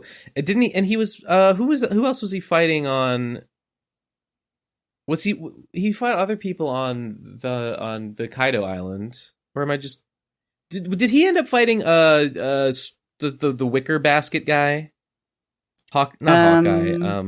Basil Hawkins. Basil Hawkins. Or was that Killer that fought Basil Hawkins? I think there's a number of people. I can't actually remember who it was that did the final fight with him. Or was it Diaz Drake that fought Basil Hawkins? Everyone fought him. Who hasn't fought Basil Hawkins at this point? Such a weak boy. A little bit. Cool hair, though. Yeah, so he fought Kaido, and he got imprisoned, and he got rescued by Luffy and whatever was going on in that prison break. And he's like, yeah, fuck you, I don't care about you, but let's team up anyway and kill Kaido and all that. Hell yeah. He clearly is coming here with a chip on his shoulder, or should I say, a lack of a shoulder, because he doesn't have an arm. His chip on his one shoulder. I mean, he still got a shoulder. So yeah, this is implying that there's going to be a fight, because of course Kid would not give them the poneglyphs rubbings. Shanks getting bitches. You have to see a couple panels of Shanks getting bitches and drinking a huge plate of sake to know. Who are these women that are like jumping on him? Because they're not giants. Well, earlier Shanks said something like, what did he say? I guess I lost track of time catching up with everyone. Maybe it's more than just the giants he's catching up with. Maybe there's like other members of his like grand fleet, if he has that. I'm sure he has a grand fleet, we just haven't heard too much about them. Because Whitebeard had like a fleet of different pirates that were loyal to Whitebeard. And I guess Luffy has that as well. Yeah. Like not Bartholomew. What's the name of his Bartolomeo, his underling. Speaking of Bartolomeo, you might not remember, but there was a point where he declared war on Shanks under the Straw Hat flag. Oh God, no! When? Why? It was in a cover like arc. Bartolomeo was doing some stuff after Dressrosa, and then he took over a town and he set fire to Shanks's flag and put the Straw Hat flag there in its place. And then later, this event was referenced by the Red Hair Pirates at the end of Wano, when they could have gone and seen Luffy, but they didn't. I think Shanks just did like a hacky from across the sea, and then they left. Just to sense that Luffy was there. I can't remember exactly. I think he did a hacky to the green bullet, the green bull admiral who was there causing trouble. Who was like turning into a giant tree, and he was trying to fight, and Momonosuke was like saying, "No, you can't come here. This is my kingdom," or whatever. And Luffy was watching, saying, "Yeah, you go, Momonosuke." But then Shanks did a whole big electric hacky, Conqueror's hacky thing to the admiral, and then Luffy could feel it. It was like, that feels familiar. That hacky. I'm sorry. So you're saying the Green Admiral showed up, and then Shanks just like from all the way across the ocean, like disabled him? Not all the way across the ocean. His ship was like at the edge of Wano. But yeah, it was a long way. It was like silly amount of distance. You couldn't see Shanks. I kind of forgot. And I don't know how Shanks could see the Admiral, but whatever. And that was at the very end of Wano, right? That was the very end of Wano. Yeah. After they had beaten everyone. Okay. And so I think somebody mentioned that does ring a bell. We can't see Luffy yet. And also, we can't forget about that thing that happened with the Bartolomeo guy. We don't know. I don't think we know what happened to Bartolomeo. But clearly, that's going to have to be resolved, I guess. True.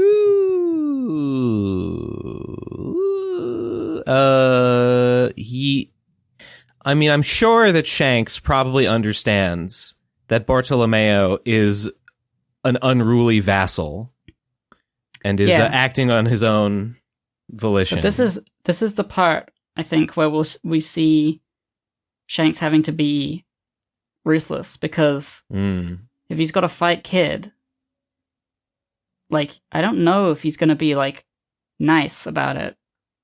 I don't really see any reason why he should be. So that'll be cool. This is Shanks, like, when he's not in nice guy mode, he might be really fucking. He might even be a big meanie to this guy who's fucking attacking his ships. There's also the thing with at the end of Wano, during that convo where Shanks did the hacking and everything. Mm-hmm. He said to Beckman, "Hey, isn't it time we claimed the One Piece?" So that's what Shanks is doing now. Shanks is no longer just hanging out. That's so funny to just casually be like, "Hey, I feel like this comic's been going on for 28 years now. I think it's about time we got the One Piece." I think we should be moving. We should be moving in that direction. In my opinion, he's moving and shaking. It's about. Don't you think it's about time we got the fuck on with it? Let's go. And he's just doing it. I do remember that. He's gonna kill or severely maim Kid and take his other arm, and he's gonna have the poneglyph rubbings, and then it will be like Shanks might go after Law next, because Law has another one of the rubbings. Yeah, and so it'll be like what, and then he'll have to come for Luffy after that. Does Luffy have They must have several rubbings at this point. Yeah, Luffy only needs one more, I think. Yeah, I guess if Shanks is serious, he's gonna have to come after those rubbings. So, oof. That'll be cool. That'll be exciting. There's an airplane in my noise. I don't know if that got noise removed. I think I heard a little buzz. Here's a question. Would Shanks have gone and after Kid's rubbing if Kid was not, like, already attacking his fleet? Or was this just like, it just so happens that this Kid guy is attacking my ships? Well, I'm gonna fucking get him, and I'm gonna take his rubbing because I need that. I think based on the fact that he's going after the One Piece, he may be landing at Elbaf after Kid, because we know Kid saw Elbaf, and there was no sign of, like, other pirates being there. Oh, yeah. So maybe Kid was in the area, and now Shanks has arrived, and he's just gone up to the pirates and he's like, "Hey, bros, remember me?" And everyone's like, "Oh, hell yeah, Shanks."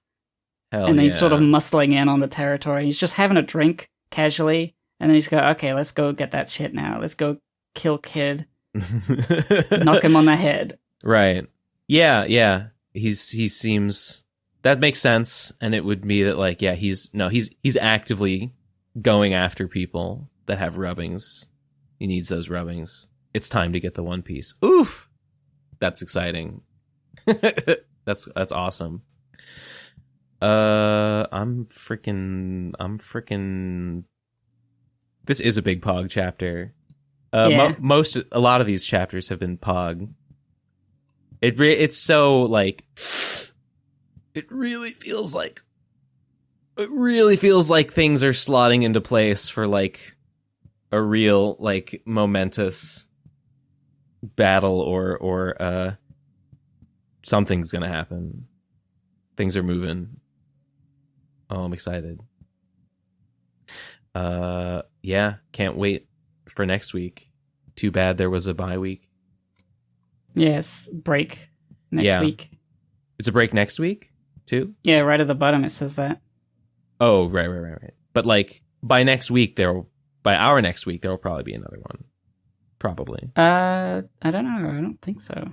Well, actually, I don't remember if this one was out last week or not. Was this new? I don't think this was out last. This is new, I think. Okay.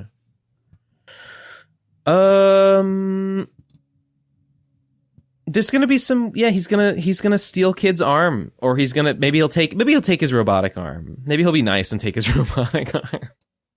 Nah, I probably wouldn't do that. Like, I mean, he can't. do that because it's held together with his. That. Yeah. You just make another one. What if he is like, hey, kid, you're a machine magnet man. Could you, like, build me an arm like that? And I could just take it with me? And, like, that would be cool. Maybe they'll become friends, and Kid will make Shanks a robotic arm. Wouldn't that be nice?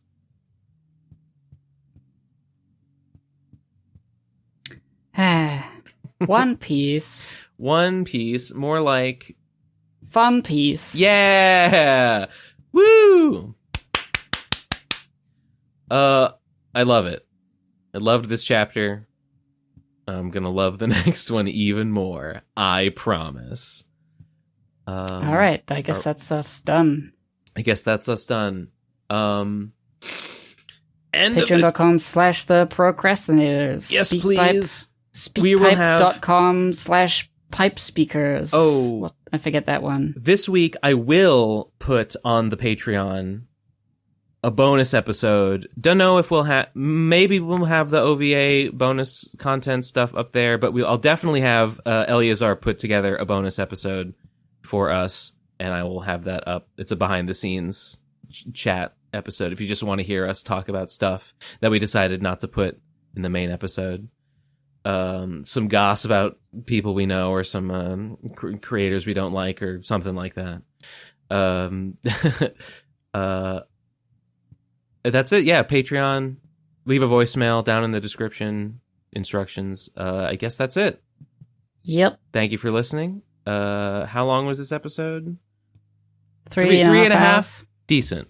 Respectable. About the length of an optimal Twitch stream, perhaps. All right.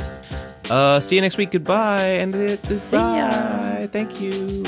Thank you.